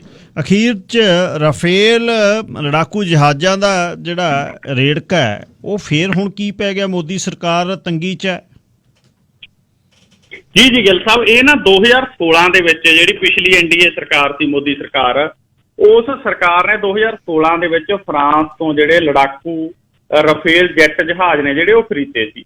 ਔਰ ਉਦੋਂ ਇਹ ਜਹਾਜ਼ਾਂ ਦੀ ਪਾਰਦਰਸ਼ਤਾ ਨੂੰ ਲੈ ਕੇ ਬਹੁਤ ਰੌਲਾ ਪਿਆ ਸੀ। ਫਰਾਂਸ ਦੀ ਕੰਪਨੀ ਦਾਸੋ ਐਵੀਏਸ਼ਨ ਤੋਂ ਇਹ ਜਿਹੜੇ ਲੜਾਕੂ ਜਹਾਜ਼ ਖਰੀਦਣ ਦਾ ਸੌਦਾ ਹੋਇਆ ਸੀ। ਇਸ ਸੌਦੇ ਤਹਿਤ ਕੰਪਨੀ ਨੇ ਭਾਰਤ ਨੂੰ 36 ਜਹਾਜ਼ ਦੇਣੇ ਸੀ। ਬਾਅਦ 'ਚ ਸੌਦੇ 'ਚ ਦੇਣ ਲੈਣ ਦੇ ਮਾਮਲਿਆਂ ਬਾਰੇ ਜਿਵੇਂ ਜਿਵੇਂ ਵੱਖ-ਵੱਖ ਤੱਥ ਸਾਹਮਣੇ ਆਉਂਦੇ ਗਏ, ਇਸ ਮਸਲੇ ਤੇ ਵਿਵਾਦ ਭਖਦਾ ਗਿਆ। ਸਰਕਾਰ ਨੇੜਲੇ ਇੱਕ ਕਾਰੋਬਾਰੀ ਵੱਲੋਂ ਰਾਤੋਂ ਰਾਤ ਬਣਾਈ ਕੰਪਨੀ ਨੂੰ ਇਸ ਸੌਦੇ 'ਚ ਭਾਈਵਾਲ ਬਣਾ ਲਿਆ ਔਰ ਉਸ ਤੋਂ ਬਾਅਦ ਸਿਆਸਤ ਹੋਰ ਭਖ ਗਈ। ਭਾਰਤ ਦੇ ਵਿੱਚ ਇਸ ਨੂੰ ਲੈ ਕੇ ਬਹੁਤ ਸਵਾਲ ਉੱਠੇ, ਲੇਕਿਨ ਸਰਕਾਰ ਨੇ ਉਹ ਸਵਾਲ ਜਿਹੜੇ ਨੇ ਉਹ ਬੰਦ ਕਰਾ ਦਿੱਤੇ। ਦਾਸੋ ਐਵੀਏਸ਼ਨ ਨੇ ਵੀ ਭ੍ਰਿਸ਼ਟਾਚਾਰ ਤੇ ਲਿਹਾਜ਼ਦਾਰੀ ਦੇ ਦੋਸ਼ਾਂ ਨੂੰ ਮੁੱਢੋਂ ਸੁੱਢੋਂ ਰੱਦ ਕਰਦਿਆਂ ਸੌਦੇ 'ਚ ਗੜਬੜ ਤੋਂ ਇਨਕਾਰ ਕਰਤਾ ਸੀ। ਭਾਰਤ 'ਚ ਤਾਂ ਮਾਮਲਾ ਦਬ ਗਿਆ ਸੀ। ਲੇਕਿਨ ਹੁਣ ਗਿੱਲ ਸਾਹਿਬ, ਫਰਾਂਸ ਦੇ ਵਿੱਚ ਇਸ ਰਾਫੇਲ ਲੜਾਕੂ ਜੈਟ ਸੌਦੇ ਬਾਰੇ ਜਿਹੜੀ ਹੈ ਉਹ ਜੁਡੀਸ਼ੀਅਲ ਜਾਂਚ ਸ਼ੁਰੂ ਹੋ ਗਈ। ਹੁਣ ਜਦੋਂ ਫਰਾਂਸ 'ਚ ਜਾਂਚ ਸ਼ੁਰੂ ਹੋ ਗਈ ਇਸ ਸੌਦੇ ਬਾਰੇ ਜਿਹੜਾ ਭਾਰਤ ਦੇ ਨਾਲ ਹੋਇਆ ਸੀ, ਤਾਂ ਮਾਮਲਾ ਦੁਬਾਰੇ ਉੱਠ ਖੜਿਆ। ਤਾਂ ਭਾਰਤ ਦੀ ਵਿਰੋਧੀ ਧਿਰ ਨੇ ਵੀ ਸਵਾਲ ਉਠਾਤੇ। ਭਾਰਤ ਦੀ ਵਿਰੋਧੀ ਧਿਰ ਨੇ ਕਿਹਾ ਕਿ ਇਸ ਦੀ ਜਾਂਚ ਆ ਜਿਹੜੀ ਉਹ ਸਾਂਝੀ ਸੰਸਦੀ ਕਮੇਟੀ ਤੋਂ ਕਰਾਉਣੀ ਚਾਹੀਦੀ ਆ। ਟਵੀਟ ਵੀ ਕੀਤਾ ਰਾਹੁਲ ਗਾਂਧੀ ਨੇ ਇਸ ਵਿਸ਼ੇ ਦੇ ਉੱਤੇ। ਸੋ ਜੇ ਫਰਾਂਸ ਦੇ ਵਿੱਚ ਜਿਹੜੀ ਇਹ ਜਾਂਚ ਹੁੰਦੀ ਆ, ਉੱਥੇ ਕੋਈ ਕਮੀ ਪਾਈ ਜਾਂਦੀ ਆ, ਕਰਪਸ਼ਨ ਦਾ ਕੋਈ ਮਾਮਲਾ ਹੁੰਦਾ, ਤਾਂ ਜ਼ਾਹਰਾ ਤੌਰ ਦੇ ਉੱਤੇ ਆ ਇਹ ਮੋਦੀ ਸਰਕਾਰ ਦੇ ਪਿਛਲੇ ਕਾਰਜਕਾਲ ਦੌਰਾਨ ਹੋਇਆ ਤਾਂ ਸਰਕਾਰ ਦੀਆਂ ਸਮੱਸਿਆਵਾਂ ਵਧਣਗੀਆਂ ਜੀ। ਧੰਨਵਾਦ ਜੀ। ਕੱਲ ਨੂੰ 9:15 ਵਜੇ ਫੇਰ ਕਰਦੇ ਹਾਂ ਗੱਲਾਂ ਬਾਤਾਂ। ਖਿਆਲ ਰੱਖਿਓ ਆਪਣਾ। ਧੰਨਵਾਦ। ਸ਼ੁਕਰੀਆ ਗਿੱਲ ਸਾਹਿਬ, ਤੁਹਾਡਾ ਤੇ ਸਾਰੇ ਸਰੋਤਿਆਂ ਦਾ ਹੀ ਬਹੁਤ ਬਹੁਤ ਧੰਨਵਾਦ। ਹੁਣ ਵੀਕਐਂਡ ਤੇ ਮੇਰਠ ਪਹੁੰਚੀ ਸੇਵਾ ਦੀ ਗੱਲ ਕਰੀਏ। ਸ਼ੁੱਕਰਵਾਰ ਆਪਣੇ ਸ਼ੋਅ ਦੇ ਵਿੱਚ ਮਨਵੀਰ ਗਰੇਵਾਲ ਡਢੇੜੀ ਤੋਂ ਆ ਮੁੰਡਾ ਜਿਹੜਾ ਲਿਖਦਾ ਹੈ ਤੇ ਉਤਸ਼ਾਹੀ ਨੌਜਵਾਨ ਹੈ, ਬਹੁਤ ਵਧੀਆ ਗਰੁੱਪ ਹੈ, ਆਟੋਮੇਸ਼ਨ ਦਾ ਕੰਮ ਕਰਦੇ ਨੇ, ਘਰਾਂ ਦਾ ਬਹੁਤ ਵਧੀਆ ਪ੍ਰੋਫੈਸ਼ਨਲ ਆ ਮੁੰਡਾ। ਤੇ ਪਰਮਵੀਰ ਗਰੇਵਾਲ ਦੋਨੇ ਮਿੱਤਰ ਦੋਸਤ ਨੇ ਪਲਾਨ ਕਰ ਲਿਆ ਕਿ ਸਮਾਨ ਆਪਾਂ ਦੇ ਕੇ ਆਉਣਾ ਜਿਹੜੇ ਇਵੈਕੂਏਸ਼ਨ ਆਰਡਰ ਲਿਟਨ ਦੇ ਹੋਏ ਨੇ। ਆਪਾਂ ਸਲਾਹ ਕੀਤੀ, ਸਵੇਰੇ ਉਹਨਾਂ ਦਾ ਫੋਨ ਆਇਆ। ਮੈਂ ਕਿਹਾ ਆਪਾਂ ਆਪਣੇ ਪ੍ਰੋਗਰਾਮ 'ਚ ਗੱਲ ਕਰਦੇ ਹਾਂ ਤੇ ਇਸ ਮੰਚ ਤੋਂ ਜਿਹੜਾ ਸਦਾ ਆਗੂ ਰਹਿੰਦਾ ਹੈ ਤੇ ਹੋਰ ਆਨੰਦ ਦੀ ਗੱਲ ਇਹ ਹੈ ਵੀ ਅਸੀਂ ਪੁੱਛਦੇ ਨਹੀਂ ਪਹਿਲਾਂ ਐਡਮਿਨਿਸਟ੍ਰੇਸ਼ਨ ਤੋਂ, ਮੈਨੇਜਮੈਂਟ ਤੋਂ ਵੀ ਇਹ ਕਰ ਦਈਏ। ਸਾਨੂੰ ਕਿਹਾ ਹੋਇਆ ਵੀ ਕਰ ਹੀ ਦੇਣਾ ਬਸ। 24 ਘੰਟਿਆਂ ਦੇ ਵਿੱਚ ਐਕਸ਼ਨ ਸ਼ੁਰੂ ਹੋ ਗਿਆ। ਲੱਕੀ ਧਾਲੀਵਾਲ ਉਹਨਾਂ ਨੇ ਅਮਰ ਟਰੱਕਿੰਗ ਤੋਂ ਕਹਿਤਾ ਟ੍ਰੇਲਰ ਰੈਡੀ ਹੈ। ਬਾਈ ਜੀ ਕੁਲਵਿੰਦਰ ਸਿੰਘ ਭੁੱਲਰ ਦੋਸਤ ਨੇ ਸਾਡੇ ਬੁੱਟਰਾਂ ਤੋਂ, ਪਰ ਮਿੱਤਰ ਨੇ, ਲੈਂਡਸਕੇਪਿੰਗ ਦਾ ਕੰਮ ਆ ਬਾਈ ਉਹਨਾਂ ਦਾ। ਉਹ ਕਹਿੰਦੇ ਵੀ ਆਪਣੇ ਪਿਕਅਪ ਦੇ ਟ੍ਰੇਲਰ 2 ਰੈਡੀ ਹੋਣਗੇ। ਹਰਚਰਨ ਸਿੰਘ ਮੁੰਡੇ ਸਿੱਖ ਰਾਈਡਰਸ ਆਫ ਕੈਨੇਡਾ ਦਾ ਸਾਡਾ ਰਾਈਡਰ ਹੈ, ਇਲੈਕਟ੍ਰੀਸ਼ੀਅਨ ਹੈ ਤੇ ਮਿਡਲ ਈਸਟ ਰਹਿ ਕੇ ਆਇਆ, ਮਸਕਟ ਮੁੰਡਾ, ਤੇ ਉਹਨੇ ਤਿਆਰੀ ਕਰ ਲਈ। ਰਵੀ ਗਰੇਵਾਲ ਉਹਨਾਂ ਨੇ ਤੇ ਉਹਦੇ ਦੋਸਤਾਂ ਨੇ, ਕੁਲਦੀਪ ਸਿੰਘ ਸਿੱਧੂ ਉਹਨਾਂ ਨੇ, ਮੋਹਨਵੀਰ ਸਿੰਘ ਢਿੱਲੋਂ ਉਹਨਾਂ ਨੇ, ਵਿਰਦੀ ਉਹਨਾਂ ਨੇ, ਜੇ ਵਿਰਦੀ ਉਹਨਾਂ ਨੇ, ਸਾਰਿਆਂ ਨੇ ਰਲ ਕੇ ਗੱਲ ਕੀ ਮੁੱਦੇ ਤੇ ਆਵਾਂ ਕਿ ਕੋਸਕੋ ਦੇ ਵਿੱਚੋਂ ਟ੍ਰੇਲਰ ਭਰ ਕੇ ਤੇ ਸਰੀ ਵਾਲੇ ਸੁਪਰ ਸਟੋਰ ਦੇ ਵਿੱਚ 11 ਵਜੇ ਨੂੰ ਆ ਗਏ। ਸਰੀ ਦਾ ਸੁਪਰ ਸਟੋਰ ਵਿੱਚ ਵੀ ਪੈਕ ਕੀਤਾ ਪਿਆ ਸਾਰਾ ਸਮਾਨ ਅੰਦਰੋਂ। ਆਨੰਦ ਦੀ ਗੱਲ ਇਹ ਹੈ ਵੀ ਗੱਡੀਆਂ ਖੜ੍ਹਦੀਆਂ, ਆਉਂਦੇ ਨੇ ਗਰੋਸਰੀ ਲੈਣ, ਆ ਕੇ ਪੁੱਛਦੇ ਬਾਈ ਕੀ ਗੱਲ ਹੈ। ਉਹ ਕਹਿੰਦੇ ਯਾਰ ਮੇਰਠ ਉੱਥੋਂ ਅੱਗ ਲੱਗ ਗਈ ਲਿਟਨ ਤੇ ਲੋਕਾਂ ਲਈ ਸਮਾਨ ਭੇਜਣਾ, ਨਾ ਪਤਾ ਵੀ ਅੱਗ ਕਿੱਥੇ ਲੱਗੀ, ਲਿਟਨ ਕਿੱਥੇ ਆ, ਕਿਹੜੇ ਇਵੈਕੂਈ ਹੋਏ ਨੇ। ਖੜੀ ਮਾੜਾ ਜਿਹਾ ਅੰਦਰ ਜਾਂਦੇ ਆ ਤੇ ਭਰ ਕੇ ਬੱਗੀ ਪਹਿਲਾਂ ਇੱਧਰ ਨੂੰ ਆਉਂਦੇ ਆ। ਇਹ ਆ ਬਾਬੇ ਨਾਨਕ ਦੀ ਕੌਮ। ਹੋਰ ਕੌਮਾਂ ਵੀ ਕੋਲੋਂ ਲਈ ਜਾਂਦੀਆਂ ਸੀ ਬੱਗੀਆਂ। ਆ ਜਿਹੜੇ ਹੋਰ ਆਪਣੇ ਗੁਆਂਢੀ ਮੁਲਕ ਵਾਲੇ ਨੇ ਸਭ ਤੋਂ ਵੱਧ ਪੈਸਾ ਦੇਖਿਓ ਕਿਤੇ 25 ਸੈਂਟ ਵੀ ਕਿਤੇ ਖਰਚਦੇ ਹੋਣ ਜਾਂ ਪੁੱਛ ਵੀ ਜਾਣ ਕੋਲ ਵੀ, ਜਿਹਨਾਂ ਨੂੰ ਕਹਿੰਦੇ ਨੇ ਨਾ ਵੀ ਬਹੁਤ 5 ਮਿਲੀਅਨ ਦਾ 7 ਮਿਲੀਅਨ ਦੇ ਘਰ ਨੇ ਜੀ, 2-2 ਲੱਖ ਇਹਨਾਂ ਦੇ ਜਵਾਕ $1 ਮਿਲੀਅਨ ਦੀ ਫਰਾਰੀ 'ਚ ਜਾਂਦੇ ਨੇ SF, ਜਿਹਨੂੰ ਦੇਖਿਓ ਕਿਤੇ ਦੀਵਾਨੀ ਕਿਤੇ ਕਢਾ ਕੇ ਵੇਖਿਓ। ਇਹ ਤਾਂ ਥਾਪੜੇ ਮੋਢਿਆਂ ਤੇ ਨੇ 13 ਵਾਲਿਆਂ ਦੇ। ਤੇ ਅੰਦਰੋਂ ਪਾਣੀ ਮੁੱਕ ਗਿਆ, ਕੋਸਕੋ ਦੇ ਵਿੱਚੋਂ ਪਾਣੀ ਮੁੱਕ ਗਿਆ, ਅੰਦਰੋਂ ਪਾਣੀ ਖਤਮ ਹੋ ਗਿਆ। ਮਤਲਬ 3 ਟ੍ਰੇਲਰ ਪਿਕਅਪ ਦੇ ਪਿੱਛੇ ਤੇ ਉਹਦੇ ਬਾਅਦ ਵੈਨਾਂ ਫੁੱਲ ਤੇ ਨਾਲ ਹੀ ਟਰੱਕ ਬਾਈ ਜੀ ਲੱਕੀ ਧਾਲੀਵਾਲ ਅਮਰ ਟਰੱਕਿੰਗ ਵਾਲਿਆਂ ਦਾ। ਅਤੇ ਤੁਰਨ ਲੱਗੇ ਤੇ ਲਿਲੂਏਟ ਜਾਣਾ ਸੀ, ਕਿਉਂਕਿ ਲਿਲੂਏਟ ਲਿਟਨ ਤੋਂ ਲਿਲੂਏਟ ਆ ਗਏ। ਜੇ ਤੁਸੀਂ ਸਮਝਣਾ ਲਿਲੂਏਟ ਜਿਹੜਾ ਹੈ ਉਹ 99 ਤੇ ਹੈ, ਇੱਧਰੋਂ ਜਦ ਆਪਾਂ ਜਾਣਾ ਸਕੋਮਿਸ਼, ਵਿਸਲਰ, ਪੈਂਬਰਟਨ, ਲਿਲੂਏਟ ਆਖਰੀ ਹੈ ਜਿਹੜਾ ਇਸ ਪਾਸਿਓਂ ਇਹ ਸੀਨਕ ਟੂਰ ਦਾ। ਜੇ ਤੁਸੀਂ ਕੈਨੇਡਾ ਦੇਖਣਾ, ਇੱਥੋਂ ਪੈ ਕੇ ਵਿਸਲਰ 'ਚ ਹੀ ਪੈਂਬਰਟਨ, ਲਿਲੂਏਟ, ਉੱਥੋਂ ਲਿਟਨ ਨੂੰ ਆ ਜਾਓ, ਲਿਟਨ ਤੋਂ ਵਾਪਸ ਆ ਜਾਓ, ਬਹੁਤ ਅੱਗ ਹਰ ਇੱਕ ਰੰਗ ਆ ਜਾਂਦਾ। ਲਿਲੂਏਟ ਤੋਂ ਅੱਗੇ ਜਾ ਕੇ ਕੈਚ ਕ੍ਰੀਕ ਤੋਂ ਅੱਗੇ ਪ੍ਰਿੰਸ ਜਾਰਜ ਵਾਲੀ ਸੜਕ 'ਤੇ ਵੀ ਉਹ ਮਿਲ ਜਾਂਦਾ। ਅਤੇ ਜਾਂ ਲਿਟਨ ਤੋਂ ਥੱਲੇ ਆ ਕੇ ਮੇਰਠ 'ਚ ਹੀ ਆ ਕੇ ਨੰਬਰ 5 ਮੁੜਿਆ ਡਫੀ ਲੇਕ, ਇਸ ਨੂੰ ਲੂਪ ਕਹਿੰਦੇ ਆ, ਮੋਟਰਸਾਈਕਲ ਜਿਹੜੇ ਸਵਾਰ ਨੇ ਜਾਣਦੇ ਆ। ਸਵੇਰੇ ਤੁਰ ਕੇ ਇੱਥੋਂ ਹੋਪ, ਲਿਟਨ ਤੋਂ ਲਿਲੂਏਟ, ਇੱਧਰ ਟੱਪੇ ਆਉਣਾ ਪਾਣੀ ਦੇ ਨਾਲ, ਲਿਲੂਏਟ ਤੋਂ ਪੈਂਬਰਟਨ, ਵਿਸਲਰ, ਸਕੋਮਿਸ਼ ਘਰੇ 8 ਘੰਟੇ ਦੀ ਰਾਈਡ ਆ ਘੱਟੋ ਘੱਟ। ਅਤੇ ਮੁੰਡੇ ਸਵੇਰੇ ਤੁਰਦੇ ਆ, ਘੁੰਮ ਕੇ ਆ ਜਾਂਦੇ। ਸੋ ਉੱਥੋਂ ਦੇਖੋ ਤੁਰਨ ਦੀ ਤਿਆਰੀ ਹੈ। ਉਹ ਕਹਿੰਦੇ ਵੀ ਨਹੀਂ, ਲਿਲੂਏਟ ਵਾਲਾ ਕੈਂਪ ਤਾਂ ਸਾਨੂੰ ਖਾਲੀ ਕਰਨਾ ਪੈ ਗਿਆ, ਵੀ ਇੱਥੇ ਵੀ ਅੱਗ ਆ, ਕਿੱਥੇ ਨੂੰ ਜਾਈਏ। ਸਵੇਰ ਨੂੰ ਸੋਮਵਾਰ ਨੂੰ ਟ੍ਰੇਲਰ ਚਾਹੀਦੇ ਨੇ ਪਿਕਅਪ ਲਈ, ਕੰਮ 'ਤੇ ਜਾਣਾ। ਕਹਿੰਦੇ ਕਿਵੇਂ ਕਰੀਏ, ਕਹਿੰਦੇ ਖਲਿਆਰ ਦੀਏ ਗੁਰਦੁਆਰਾ ਸਾਹਿਬ। ਪਰਮਵੀਰ ਹੋਣੀ ਕਹਿੰਦੇ, ਮੈਂ ਕਿਹਾ ਚਲੋ ਸਰੀ ਗੁਰਦੁਆਰਾ ਸਾਹਿਬ ਖੜਾਉਂਦੇ ਆ। ਫਿਰ ਇੱਧਰ ਵੀ ਪੁੱਛਣ ਦੀ ਲੋੜ ਨਹੀਂ ਹੈ, ਖੁੱਲ੍ਹੀ ਪਾਰਕਿੰਗ ਹੈ। ਸਰ ਹਰਦੀਪ ਸਿੰਘ ਨਿੱਜਰ, ਸਾਰੇ ਗਗਨ ਸਿੰਘ, ਗੁਰਿੰਦਰ ਸਿੰਘ ਸਿੰਘਾ ਆਉਣੀ ਮਿੱਤਰਾਂ ਨੂੰ ਕਹਿਣ ਦੀ ਨਹੀਂ ਲੋੜ, ਉਹ ਕਹਿੰਦੇ ਲਿਆਓ ਬਸ। ਸਾਰੀ ਮੈਨੇਜਮੈਂਟ ਦਾ ਹੀ ਧੰਨਵਾਦ ਹੈ। ਅੱਛਾ, ਉਸੇ ਸਮੇਂ ਮੇਰੇ ਮਨ 'ਚ ਆਇਆ, ਮੈਂ ਕਿਹਾ ਯਾਰ ਬਈ 1969 ਤੋਂ ਬਾਅਦ ਪਰਿਵਾਰ ਉੱਥੇ ਰਿਹਾ ਮੇਰਠ, ਆਪਾਂ ਪਤਾ ਕਰਦੇ ਹਾਂ। ਗੁਰਦਿਆਲ ਸਿੰਘ ਬਾਅਦ ਉਹਨਾਂ ਨੂੰ, ਭਾਈ ਸਾਹਿਬ ਨੂੰ ਫੋਨ ਕੀਤਾ, ਮੈਂ ਕਿਹਾ ਜੀ ਪਤਾ ਕਰੋ। ਉਸੇ ਸਮੇਂ ਗੁਰਦੁਆਰਾ ਸਾਹਿਬ ਦੇ ਮੁੱਖ ਸੇਵਾਦਾਰ ਹਰਭਜਨ ਸਿੰਘ ਸੰਧੂ 3 ਵੇ 'ਤੇ ਆ ਗਏ। ਉਹ ਕਹਿੰਦੇ ਆ ਜਾਓ। ਮੈਂ ਕਿਹਾ ਜੀ ਤੁਸੀਂ 4 ਘੰਟੇ 'ਚ ਟ੍ਰੇਲਰ ਆਉਂਦੇ ਆ, ਬੰਦੇ 5-7 ਰੈਡੀ ਕਰ ਲਓ ਬਸ, ਬਾਕੀ ਅਸੀਂ 20-22 ਬੰਦੇ ਇੱਥੋਂ ਆ ਰਹੇ ਨੇ ਬਸ। 3:30 ਨੂੰ ਕਾਰਵਾਈ ਪਹੁੰਚ ਗਈ। ਸਮਾਨ ਰੱਖਣ ਨੂੰ ਜਗ੍ਹਾ ਨਹੀਂ। ਅੱਜ ਸਵੇਰੇ ਫੇਰ ਮਨਵੀਰ ਨੇ ਪੁੱਛਿਆ, ਉਹ ਕਹਿੰਦੇ ਸਾਡੇ ਕੋਲ ਇੰਨਾ ਸਮਾਨ ਆ ਗਿਆ, ਮਤਲਬ ਤੁਸੀਂ ਖਾਲਸਾ ਏਡ ਵਾਲੇ ਵੀ ਜਾ ਰਹੇ ਸੀ ਪਰ ਸਮਾਨ ਆਪਣਾ ਪਹਿਲਾਂ ਪਹੁੰਚ ਗਿਆ ਉੱਥੇ। ਇਹ ਨਹੀਂ ਅੱਗੇ ਪਿੱਛੇ ਨਹੀਂ ਗੱਲ, ਮਤਲਬ ਖਾਲਸਾ ਏਡ ਕਿੱਡੀ ਔਰਗੇਨਾਈਜੇਸ਼ਨ ਹੈ, ਇੰਟਰਨੈਸ਼ਨਲ ਲੈਵਲ ਹੈ, ਅਤੇ ਇੱਥੇ ਆਪਾਂ 5-7 ਜਣਿਆਂ ਨੇ ਔਰਗੇਨਾਈਜ਼ ਕਰ ਦਿੱਤਾ। ਅਤੇ ਹੁਣ ਅੱਛਾ, ਮੈਂ ਸੁਪਰ ਸਟੋਰ ਦੀ ਪਾਰਕਿੰਗ 'ਚ ਖੜ੍ਹ ਗਿਆ, ਇਹ ਚਲੇ ਗਏ। ਮੈਂ ਅਤੇ ਸਾਹਿਬ ਬਲਜਿੰਦਰ ਸਿੰਘ ਸੰਘਾ, ਸਾਡੇ ਜਿਹੜੇ ਮਿੱਤਰ, ਅਸੀਂ ਸਰਬੱਤ ਦਾ ਭਲਾ ਵਾਲਾ, ਅਸੀਂ ਖੜ੍ਹੇ ਰਹੇ ਉੱਥੇ। ਕਿੰਨੇ ਆਏ ਨੇ ਉੱਥੇ, ਕਿੰਨੇ 12 ਤੋਂ ਲੈ ਕੇ 1 ਵਜੇ ਤੱਕ ਘੱਟੋ ਘੱਟ 7-8 ਜਿਹੜੇ ਨੇ ਟ੍ਰੇਲਰ, ਆਪਣੇ ਟਰੱਕ ਭਰ ਕੇ, ਗੱਡੀਆਂ ਭਰ ਕੇ ਆਏ। ਉਹ ਕਿੱਥੇ ਨੇ ਜੀ, ਕਿੱਥੇ ਨੇ? ਮੈਂ ਕਿਹਾ ਜੀ ਉਹ ਤਾਂ ਚਲੇ ਗਏ, ਉਹਨਾਂ ਨੂੰ ਇਹ ਸੀ ਵੀ 12-1 ਵਜੇ ਤੁਰਨਗੇ। ਹੁਣ ਕੋਸ਼ਿਸ਼ ਕਰਾਂਗੇ ਬਈ ਇੱਕ ਤਾਂ ਬਾਬਾ ਬੰਦਾ ਸਿੰਘ ਬਹਾਦਰ ਗੁਰਦੁਆਰਾ ਸਾਹਿਬ ਨਾਲ ਗੱਲ ਮਨਵੀਰ ਨੇ ਕੀਤੀ ਆ, ਉੱਥੇ ਸਮਾਨ ਇਕੱਠਾ ਕਰਦੇ ਜਾਈਏ ਆਪਾਂ, ਜਿਹਦੇ ਕੋਲ ਕਿ ਉਹ ਗੱਡੀਆਂ 'ਚ ਲਈ ਬੈਠੇ ਨੇ। ਇੱਕ ਮੈਂ ਸਰੀ ਗੁਰਦੁਆਰਾ ਸਾਹਿਬ ਚਾਹੁੰਦਾ ਵੀ ਇੱਕ ਜਗ੍ਹਾ ਮਿਲ ਜਾਵੇ, ਉੱਥੇ ਸਮਾਨ ਇਕੱਠਾ ਕਰ ਲਈਏ। ਅਤੇ ਇੱਕ ਟ੍ਰੇਲਰ ਵੀ ਆਪਾਂ ਖੜ੍ਹਾ ਦਾਂਗੇ। ਟ੍ਰੇਲਰ ਦੇ ਲਈ sir Gurdeep Singh ਬੁਚਕਰ, Acme transport ਵਾਲਿਆਂ ਨੇ ਕਿਹਾ ਵੀ ਟ੍ਰੇਲਰ ਜਦ ਮਰਜ਼ੀ, ਟਰੱਕ ਜਿੰਨੇ ਮਰਜ਼ੀ ਕਹਿ ਦਿਓ ਬਸ। ਅਮਰ ਟਰੱਕਿੰਗ ਵਾਲਿਆਂ ਨੇ ਕਿਹਾ ਵੀ ਟ੍ਰੇਲਰ ਜਦ ਮਰਜ਼ੀ ਲੈ ਜਿਓ ਅਤੇ ਖੜ੍ਹਾ ਲਿਓ। ਅਤੇ ਲੱਕੀ ਧਾਲੀਵਾਲ, ਉਹਨਾਂ ਦੇ ਦੋਸਤ ਸਾਰੇ ਨੇ, ਸਦਾ ਤਿਆਰ ਨੇ। ਬਾਈ ਜੀ ਗੁਰਦੀਪ ਸਿੰਘ ਬੁਚਕਰ, ਉਹਨਾਂ ਨੇ ਆ ਕੇ ਆਪ ਖੁਦ ਕਿਹਾ ਉੱਥੇ ਪਾਰਕਿੰਗ 'ਚ ਵੀ ਜਿੰਨੇ ਮਰਜ਼ੀ ਬਾਈ ਜੀ ਟਰੱਕ 5-7 ਦੱਸ ਦਿਓ, ਜਿੰਨੇ ਚਾਹੀਦੇ ਨੇ, ਲੋੜ 'ਤੇ ਨਹੀਂ ਭੇਜਦਾ, ਇੱਧਰ ਨੂੰ ਭੇਜੋ। ਇਹ ਆ ਬਸ, ਇਹੀ ਮਾਣ ਹੈ ਕੌਮ 'ਤੇ। ਬਸ ਇੱਕ ਵਾਰ ਕਹਿ ਦਈਏ ਫਿਰ ਪੈਰ ਹੀ ਗੱਡ ਲੈਂਦੇ। ਸੋ ਮੈਂ ਗੁਰਦੁਆਰਾ ਸਾਹਿਬਾਨ ਦੇ ਸੇਵਾਦਾਰ ਨੂੰ ਬੇਨਤੀ ਕਰਦਾ ਕਿ ਇੱਕ ਜਗ੍ਹਾ ਹੋਵੇ ਜਿੱਥੇ 2 ਸੇਵਾਦਾਰਾਂ ਦੀ ਡਿਊਟੀ ਲਾ ਦਿਓ, ਕਿ ਜਿਹਦੇ ਕੋਲ ਸਮਾਨ ਜਿਹੜਾ ਐਬਸਫੋਰਡ ਹੈ, ਤਾਂ ਐਬਸਫੋਰਡ ਦੇ ਵਿੱਚ ਅਤੇ ਸਰੀ ਦੇ ਵਿੱਚ ਇੱਕ ਜਗ੍ਹਾ, ਕਿਉਂਕਿ ਗੱਡੀਆਂ ਦੇ ਵਿੱਚ ਲੋਕ ਲਈ ਫਿਰਦੇ ਆ ਸਮਾਨ, ਉੱਥੇ ਰੱਖ ਦਈਏ ਅਤੇ ਉੱਥੋਂ ਫਿਰ ਆਖਰੀ ਦਿਨ ਟ੍ਰੇਲਰ ਲਿਆ ਕੇ ਭਰ ਕੇ ਜਿੱਦਣ ਆਪਾਂ ਨੂੰ ਕਹਿਣਗੇ। ਕਿਉਂਕਿ ਹੁਣ ਮੈਨੂੰ ਇਹ ਲੱਗਦਾ ਵੀ ਸੋਇਸ ਵੀ ਇੱਕ ਕੈਂਪ ਬਣੂ, ਉੱਥੇ 20 ਕੈਂਪ ਬਣੂ, ਮੇਰਠ ਇੱਕ ਕੈਂਪ ਬਣੂ, ਲਿਲੂਏਟ ਅੱਗ ਜੇ ਘਟ ਗਈ, ਕਿਉਂਕਿ 200 ਜੰਗਲੀ ਅੱਗਾਂ ਲੱਗੀਆਂ ਹੋਈਆਂ ਨੇ। ਹੁਣ ਆਪਣੇ ਆਪ ਦਾ ਖਿਆਲ ਰੱਖਣਾ, ਬਰੇਸ ਅਪ ਰਹੋ। ਕਮਿਊਨਿਟੀ ਨੂੰ ਸਰਵ ਆਪਾਂ ਨੂੰ ਹੋਰ ਕਰਨਾ ਪੈਣਾ। ਉਦੋਂ ਰਾਤ ਨੂੰ ਡਿਸਕਸ਼ਨ ਚੱਲ ਗਈ, ਕਈ ਵਾਰ ਹਵਾ ਪਿਆਜ਼ੀ ਹੋਏ, ਕਈ ਵਾਰ ਇੱਕ ਮਨਵੀਰ ਨੂੰ ਲਿਖਣ ਲੱਗਿਆ, ਇਹ ਸਰਕਾਰਾਂ ਦੇ ਕੰਮ ਨੇ ਬਾਈ, ਤੁਸੀਂ ਕਿਉਂ ਕਰਦੇ ਹੋ? ਸਰਕਾਰਾਂ ਦੇ ਕੰਮ ਨੇ। ਸਰਕਾਰਾਂ ਕਦ ਆਉਂਦੀਆਂ ਨੇ? ਸਰਕਾਰਾਂ ਤਾਂ ਪਹਿਲਾਂ ਗੱਲਾਂ ਕਰਨਗੀਆਂ, ਫਿਰ ਐਕਸ਼ਨ ਕਰਨਗੀਆਂ। ਸਵੇਰੇ ਰੈਲਫ ਗੁਡੇਲ ਮੈਂ ਬੋਲਦਾ ਸੁਣਿਆ CKNW ਤੋਂ, ਕਹਿੰਦਾ ਭੇਜ ਰਹੇ ਆ ਮਦਦ ਆ ਰਹੀ ਹੈ, ਹੈਲਪ ਇਜ਼ ਔਨ ਦਾ ਵੇ। ਇਹ ਬਹੁਤ ਵਧੀਆ ਇੱਕ ਸ਼ਬਦ ਹੈ। ਅਤੇ 200 ਦੇ ਕਰੀਬ ਅੱਜ ਹੁਣ ਐਜ਼ ਇਟ ਇਜ਼ ਜੰਗਲੀ ਅੱਗਾਂ ਲੱਗੀਆਂ ਹੋਈਆਂ ਨੇ। ਕਮਿਊਨਿਟੀਆਂ ਕਿੰਨੀਆਂ ਡਿਸਪਲੇਸ ਹੋਣਗੀਆਂ ਸਮਾਂ ਦੱਸੂਗਾ, ਪਰ ਇਸ ਵਾਰ ਦਾ ਸੀਜ਼ਨ ਇਹ ਅੱਗ ਜੰਗਲੀ ਅੱਗਾਂ ਦਾ ਬਹੁਤ ਮਾੜਾ ਹੋਣਾ ਹੈ। ਜਿਸ ਤਰ੍ਹਾਂ ਸਾਰੇ ਕਹਿ ਰਹੇ ਨੇ ਬਹੁਤ ਡਰਾਈ ਹੈ, ਮਹੀਨਾ ਹੋ ਗਿਆ ਮੀਂਹ ਨਹੀਂ ਪਿਆ।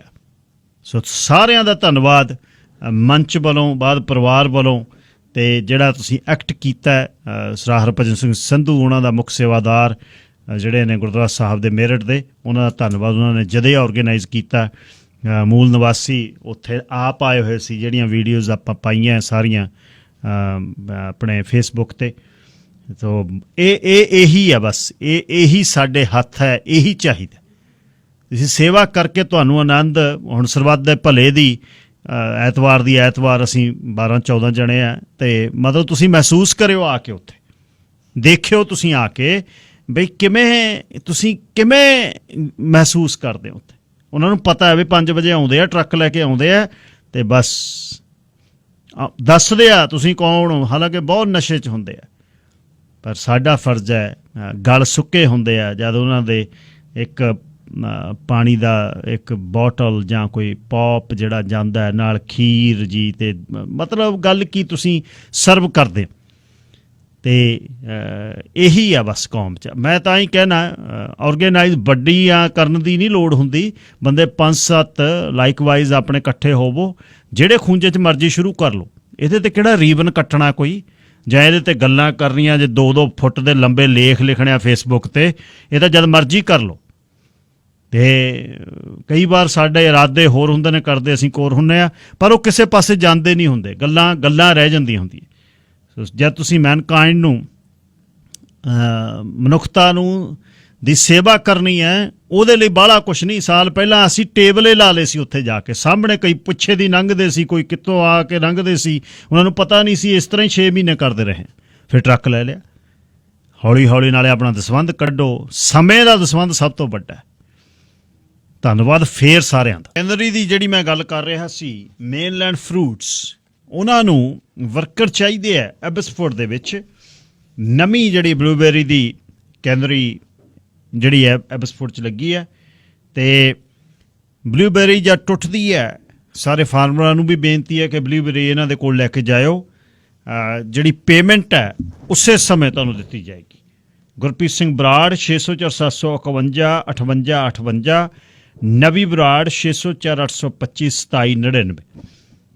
ਮੁੰਡਿਆਂ ਨੇ ਇਹ ਕੇਂਦਰੀ ਖੋਲ੍ਹੀ ਆ ਮੇਨਲੈਂਡ ਫਰੂਟਸ, ਅਤੇ ਜਿੱਥੇ ਬਲੂਬੇਰੀ ਤੁਸੀਂ ਇਸ ਵਾਰ ਸਿੱਟਣੀ ਨਹੀਂ, ਵੇਚ ਕੇ ਆਉਣੀ ਹੈ।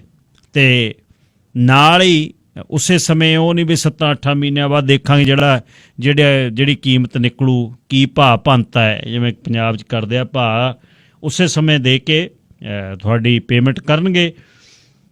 ਤਾਜ਼ੀ ਜਿਹੜੀ ਫਰੈਸ਼ ਬਲੂਬੇਰੀ ਅਤੇ ਵਰਕਰ ਚਾਹੀਦੇ ਆ, ਅੱਜ ਹੀ ਫੋਨ ਕਰ ਲਿਓ। ਗੁਰਪ੍ਰੀਤ ਸਿੰਘ ਬਰਾੜ 604 751 58 58, ਨਵੀ ਬਰਾੜ 604 825 2799।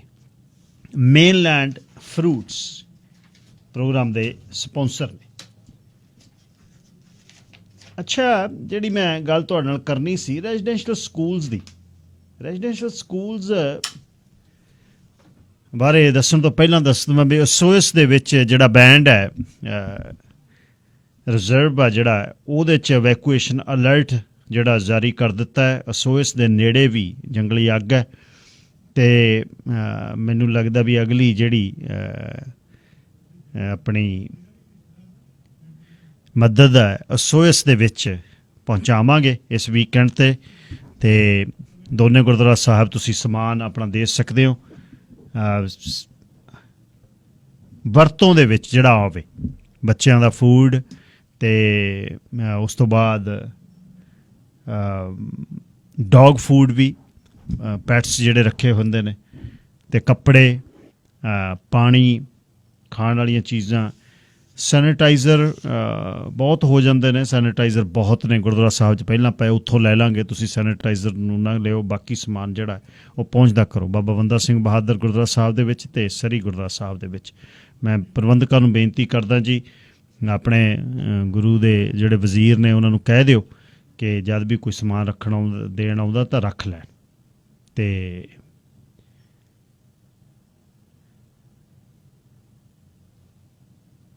ਅੱਛਾ, ਜਿਹੜੀ ਮੈਂ ਗੱਲ ਕਰਨੀ ਚਾਹੁੰਦਾ ਉਹ ਇਹ ਹੈ ਵੀ ਰੈਜ਼ੀਡੈਂਸ਼ੀਅਲ ਸਕੂਲਸ ਦੀ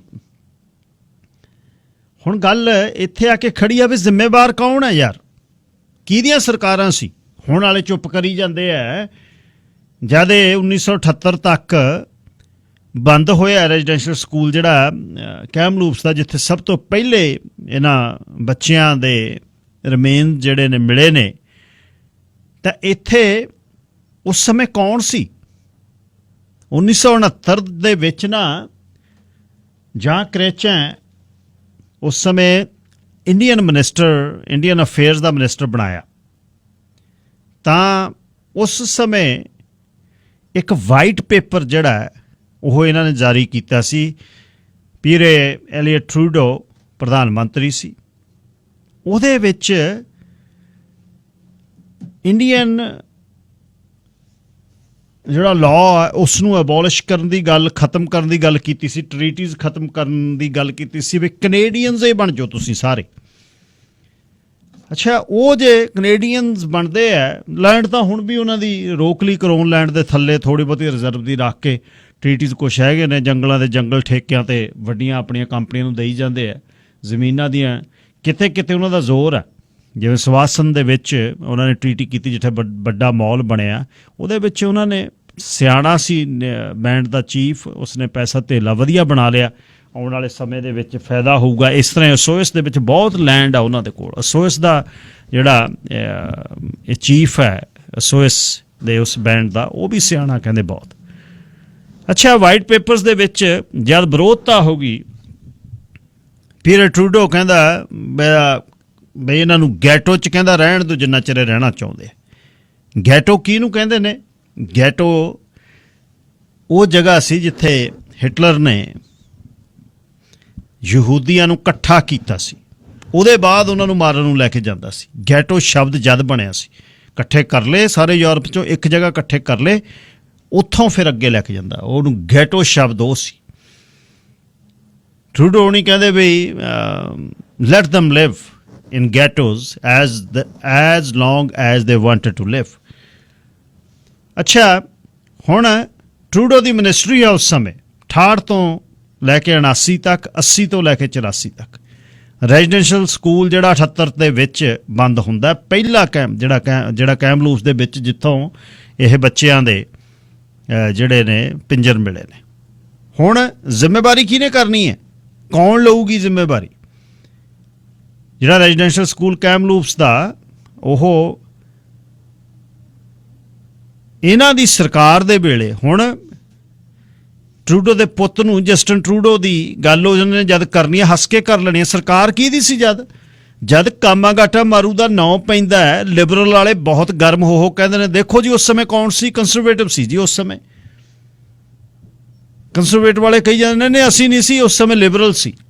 ਇੱਕ ਦੂਜੇ ਨੂੰ ਵੋਟਾਂ ਵੇਲੇ ਨਾ, ਜਦ ਆਪਣੀਆਂ ਵੋਟਾਂ ਹੁੰਦੀਆਂ, ਕਾਮਾਗਾਟਾ ਮਾਰੂ ਦੀ ਗੱਲ ਚੱਲਦੀ ਹੈ, ਫਿਰ ਇੱਕ ਦੂਜੇ ਤੇ ਹਮਲੇ। ਇਹਦੇ ਬਾਰੇ ਹੁਣ ਕੀ ਜਸਟਨ ਟਰੂਡੋ ਇਸ ਗੱਲ ਲਈ ਮੰਨੂ ਬਾਹਰ ਨਿਕਲ ਕੇ ਵੀ ਹਾਂ ਸਾਡੀ ਸਰਕਾਰ ਸੀ, ਮੇਰੇ ਬਾਪੂ ਦੀ ਸਰਕਾਰ ਸੀ, ਮੇਰਾ ਬਾਪੂ ਉਸ ਸਮੇਂ ਪ੍ਰਾਈਮ ਮਿਨਿਸਟਰ ਸੀ ਜਦ ਰੈਜ਼ੀਡੈਂਸ਼ੀਅਲ ਸਕੂਲ ਸੀ ਇਹ ਬੰਦ ਹੋਇਆ? ਸੋ ਇਹ ਜਿਹੜਾ ਪਾਵਰ 'ਚ ਕੌਣ ਸੀ? Liberal party. ਪ੍ਰਾਈਮ ਮਿਨਿਸਟਰ ਕੌਣ ਸੀ? Elliot Trudeau.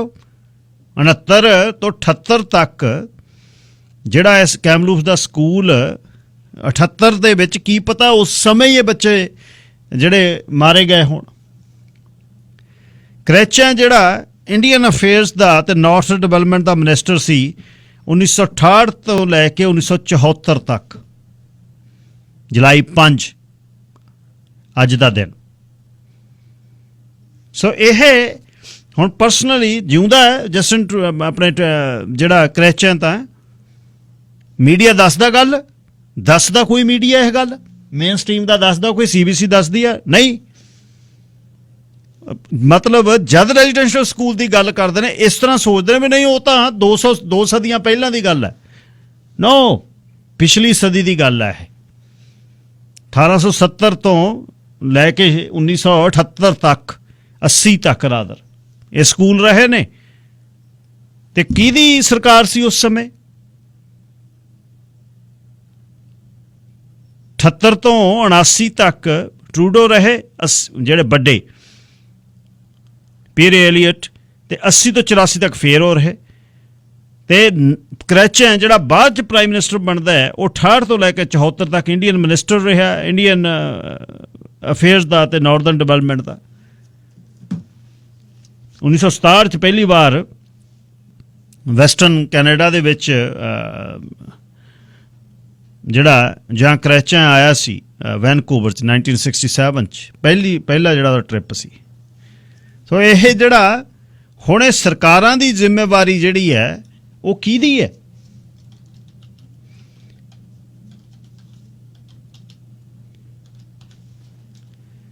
ਕੋਈ ਇਸ ਤੇ ਗੱਲ ਨਹੀਂ ਕਰ ਰਿਹਾ, ਬਿਲਕੁਲ ਨਹੀਂ ਕੋਈ ਗੱਲ ਕਰ ਰਿਹਾ, ਕਿਉਂਕਿ ਚੁੱਪ ਨੇ ਸਭ। ਬਹੁਤ ਵੱਡਾ ਇਸ਼ੂ ਹੈ। 93 ਤੋਂ 2003 ਤੱਕ 10 ਸਾਲ ਕਰੈਚਨ ਰਿਹਾ ਫਿਰ ਪ੍ਰਾਈਮ ਮਿਨਿਸਟਰ। ਜਦ ਨਾਲ ਗੱਲ ਕੀਤੀ ਵੀ ਮੈਂ ਇੰਡੀਅਨ ਮਿਨਿਸਟਰ ਸੀ, ਇੰਡੀਅਨ ਅਫੇਅਰ ਦਾ ਮਿਨਿਸਟਰ ਸੀ, ਤੇ 69 ਦੇ ਵਿੱਚ ਮੈਂ ਲੈ ਕੇ ਆਇਆ ਬਈ ਇਹ ਅਬੋਲਿਸ਼ ਕਰ ਦਿਓ ਸਾਰਾ ਕੁਛ ਇੰਡੀਅਨ ਜਿਹੜਾ ਇਹਨਾਂ ਦਾ, ਚਾਹੇ ਕਿਹਾ ਜਾਂਦਾ ਹੈ ਵੀ ਉਹ ਕਾਨੂੰਨ ਹੈ ਜਿਹੜਾ, ਉਹ ਕਾਨੂੰਨ ਦੇ ਥੱਲੇ ਇਹਨਾਂ ਨੂੰ ਜਿਹੜਾ ਉਹ ਗੁਲਾਮ ਬਣਾਇਆ ਗਿਆ। ਪਰ ਇਹਨਾਂ ਦੇ ਵਾਈਟ ਪੇਪਰ ਦੇ ਵਿੱਚ ਇਹ ਸੀ ਵੀ ਨੋ ਐਜ਼ ਏ ਕੈਨੇਡੀਅਨ ਸਭ ਕੁਛ ਟਰੀਟੀਆਂ ਟਰੂਟੀਆਂ ਸਭ ਖਤਮ। ਹੁਣ ਇਸ ਦੇ ਬਾਰੇ ਕਿਤੇ ਤੁਸੀਂ ਨਹੀਂ ਸੁਣੀ ਹੋਊਗੀ ਗੱਲ। ਪਿਛਲੇ 1.5 ਮਹੀਨੇ ਦਾ ਰੌਲਾ ਪੈ ਰਿਹਾ, ਉਹ ਜੀ ਦੇਖੋ ਜੀ ਆਹ ਹੋ ਗਿਆ ਜੀ ਉਹ ਹੋ ਗਿਆ, prime minister act of terrorism ਇਸ horror stories we are going through, commission of reconciliation and truth ਜਿਹੜੀਆਂ ਗਵਾਚ ਗਈਆਂ ਤੇ ਮਰ ਗਈਆਂ, ਮਿਸਿੰਗ ਐਂਡ ਮਰਡਰ ਵੂਮਨ ਤੇ ਹਾਈਵੇ ਆਫ ਟੀਅਰਸ, ਇਹ ਤਾਂ ਸਭ ਜੱਕੜਾਂ ਨੇ। ਲਿਆ ਕੰਕਰੀਟ ਹੈ ਵੀ ਕੋਈ ਕਰੋ ਐਕਸ਼ਨ। ਕਦੇ ਲਿਬਰਲ ਪਾਰਟੀ ਅੱਜ ਜਿਹੜੀ ਪਾਵਰ 'ਚ ਹੈ ਵੀ ਹਾਂ ਸਾਡੀ ਪਾਰਟੀ ਉਸ ਸਮੇਂ ਪਾਵਰ 'ਚ ਸੀ ਜਦ ਸਕੂਲ ਆਪਰੇਟ ਹੋਇਆ ਐਟਲੀਸਟ। ਚਲੋ ਰਿਮੇਨਸ ਦੇ ਬਾਰੇ ਤਾਂ ਪਤਾ ਨਹੀਂ ਕਿਸ ਸਮੇਂ ਦੇ ਨੇ, ਪਰ ਇਹਨਾਂ ਦੇ ਸਮੇਂ ਵੀ ਰਹੇ ਨਾ। ਪੀਅਰ ਐਲੀਅਟ ਟਰੂਡੋ ਦੇ ਸਮੇਂ ਉਹ ਸਕੂਲ ਖੁੱਲ੍ਹੇ ਹੋਏ ਸੀ ਪਹਿਲੇ ਸਮੇਂ। ਕਰੈਚਨ ਉਸ ਦਾ ਉਸ ਸਮੇਂ ਇੰਡੀਅਨ ਮਿਨਿਸਟਰ ਸੀ, ਪਰ ਕੋਈ ਗੱਲ ਨਹੀਂ ਕਰ ਰਿਹਾ, ਮੀਡੀਆ 'ਚ ਨਹੀਂ ਗੱਲ ਆ ਰਹੀ।